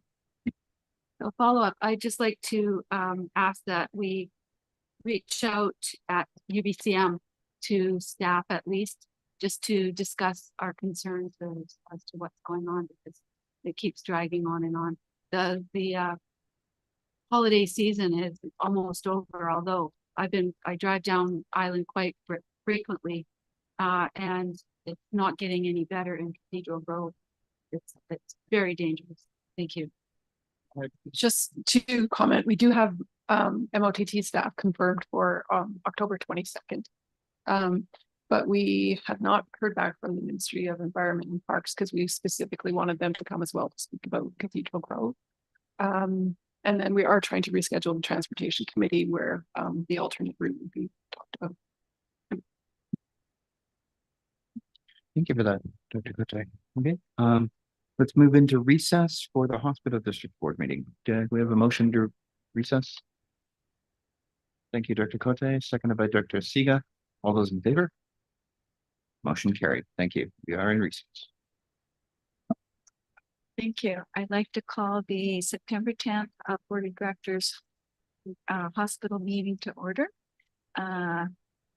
I would like to acknowledge that we're conducting this meeting on the unceded traditional territories of the Shuswap and Nipawchuk First Nations, and we're grateful for the opportunity to do so. We also have directors calling in from other territories, and I also like to acknowledge those nations and express our gratitude and our respect. We have an agenda in front of us. Is there any additions from directors? I would like to add something under reports 5B. I would like to request a meeting with the Minister of Health. And I'll talk more about that when we get there. Could I have any additions from the corporate officer? No additions. Could I have a motion to approve the agenda as amended? Moved by Director Cote, seconded by Director Sparrow. All in favor? Any opposed? Motion carried. Any declarations or conflicts of interest? Seeing none, we have the minutes from our Board of Directors meeting on the reading from their own agenda. Board of Directors meeting on July 23rd, 2025. Is there any errors or omissions? Seeing none, give a motion that the minutes of the Alberta Quaycott Provincial Hospital District Board of Directors meeting held on July 23rd, 2025 be adopted. Moved by Director Steer, seconded by Director Sparrow. All in favor? Any opposed? Motion carried.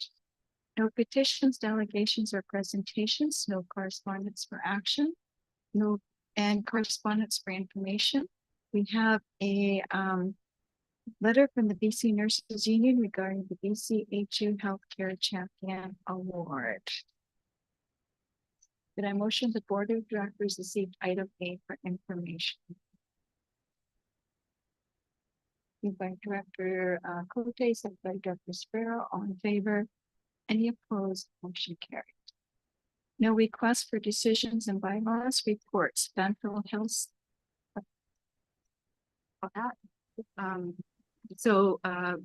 The nomination form was supposed to be in by September 10th, which is unfortunate because I think that we should have been able to put in a nomination for this.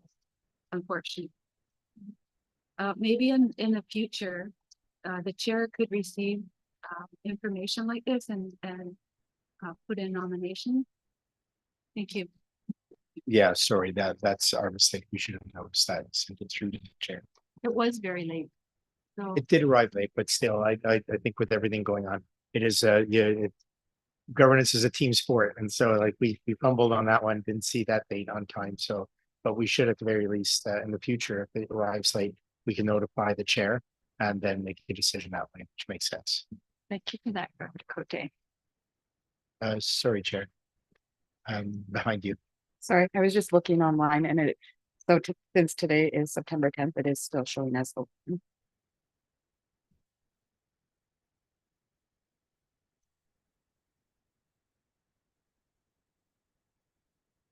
So on to reports. Banfield Health Center, Director Beckett. Thank you, Madam Chair. I think the number one concern that our health center has and our residents have is getting out of our community for the various health needs. What was at one time an hour and a half drive from Bamfield, Anakla to Port Alberni is now a 6 or 7 hour drive if you are having to go from Bamfield all the way around to Port Alberni. We have made a request through the EOC to find if there was some means of providing water transport for both emergency and non-emergency purposes. And again, that's the kind of thing that we're continuing to struggle with. I've got folks that have delivery dates in the near future who are struggling and worrying about, when do they leave? How long will they have to have accommodations, either in Port Alberni or elsewhere? So it's the number one concern that we have with respect to, again, that quality of life issue. Thank you. Thank you, Director Beckett. Alberni Quaquot Continuing Care Society, Director Sika. Through the chair, if I may just respond to Director Beckett, I may have some pertinent information. Please go ahead. Yeah, thank you. Through the chair. Director Beckett, I'm sure you're aware, but I know there's conversations during this period of time with the Canadian Coast Guard and their ability to provide humanitarian services in conjunction with BCEHS. It is still not optimal to go an hour and change up the Alberni Inlet with patients. There's also, because of the heli landing facility that's there is also still that conversation around air transportation to those facilities, aka helicopter. So I don't know if those conversations have been out there. I know at the very local station level, those conversations have been had, and I don't know in terms of the direct conversations with BCEHS, but I do know that's a service that has been provided historically, and in this time of distress, I know that it is a service that is available. Through the chair to Director Steer, thank you for that information. We are truly so appreciative of the level of service that we get from our local Coast Guard detachment. Thank you for those comments and for reminding me of that invaluable service. Thank you. Director Bouquet? Thank you. To Director Beckett and also Director Jack, or Chair Jack, I'm just wondering if there's anything that you can think of that the regional district can do to help out with your communities at this time. I know that there's a lot of need, and I'm feeling quite strapped that we can't really do anything. But if there's any suggestions that the regional district can actually help with, I'd really like to know, because I'm feeling quite vulnerable. Thank you. Please go ahead, Director Jack. Yeah, without preempting Director Beckett, I think the ECRD and the hospital district is already doing everything that they can. A lot of this has to do with just access and it's logistics on the road. So if we can have advocacy so that the province can pay better attention to what's going on, then I think that's probably the best bet. And just having that all put together is how we're going to get there. It may take some time though, but thank you. Thank you, Director Beckett. Thank you. I'm just going to share exactly what Chair Jack said. While again, I've always said there's going to be lessons learned and things we can improve upon. The one thing I will say emphatically is that staff have been nothing short of amazing with respect to the EOC, getting back to me with any questions that we have, any requests that we've had.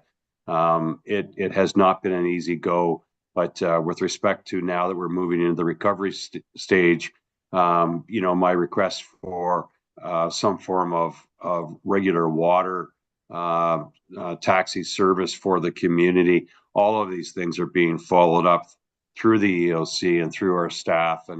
And I appreciate Director Cote your concern for our community. Heaven forbid any of us are ever in these situations again. But, as Daniel said, governance is a team, and caring about our communities is a collective, collaborative approach that's based on compassion. So thank you for that, Director Cote. Thank you. Now, Director Siga, please go ahead. Thank you very much. Yeah, the Alberni Clackwood Continuing Care Society is having a strategic planning session with the Board of Directors and management on October 4th. So that'll be a really good opportunity to see where we can go with funding. There have been delays in Ministry of Health funding coming forward, which has resulted in need for cutbacks in frontline service. So that brings me to, we were going to have a presentation by the Island Health, and I'm just wondering if and when that will be happening.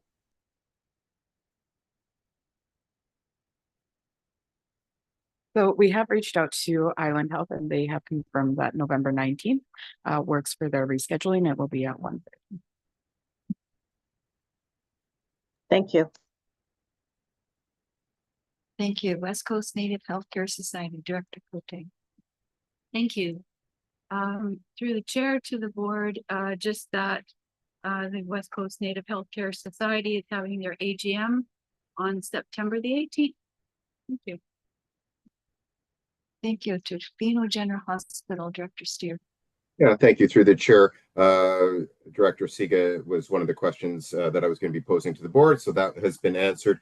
I just wanted to extend out that the District of Tofino does at UBSIM will be having a meeting with Island Health, and many of the questions that has come forward in that potential briefing that would be coming to the Regional Hospital Board will be asked at that meeting. So I may be able to provide an update a little sooner than later. The other piece of that, and I might, Director Haggard, Chair Haggard, I may reach out to you offline in terms of that meeting. I'm just in conversation with our CAO right now and Mayor about the possibility of you joining in on that meeting, and I've got the dates and everything. So when I get it all put together, I'll reach out to you offline and see if I get a green light from our staff to be able to invite you to sit in on that meeting. Absolutely, I'd be honored. Alberni Clackwood Health Network, Director Cote. Thank you. We are having our next meeting September the 17th, the restart from summer break. Thank you, West Coast General Hospital. And there is going to be a meeting of the Alberni Valley, and I can't remember the official name for the primary care clinic. And it's going to be up in October. Do you remember the official name? Anyway, there's going to be a meeting, and I think it's October 19th. So I will be reporting more on that after. Any other reports from directors? Could I motion that the Regional Hospital Board of Directors receive reports A through G? Moved by Director Sparrow, second by Director Cote. All in favor? Any opposed? Motion carried. And I put the meeting with the Minister of Health under late business. The city requested a meeting with the Minister of Health at UBCM, but it was declined due to the fact that this is a regional district issue. So I would like for us to reach out and ask for a meeting, and if I could follow up with details of what we would like to include in that meeting, and then this in a letter of request. And I'm sure that even if when they're in session, that she probably still has days in Port Alberni at some point, and if not, we can certainly go to Victoria for there as well. So I'm happy to do that. So I'll just follow up. Thank you. Any questions from the public other?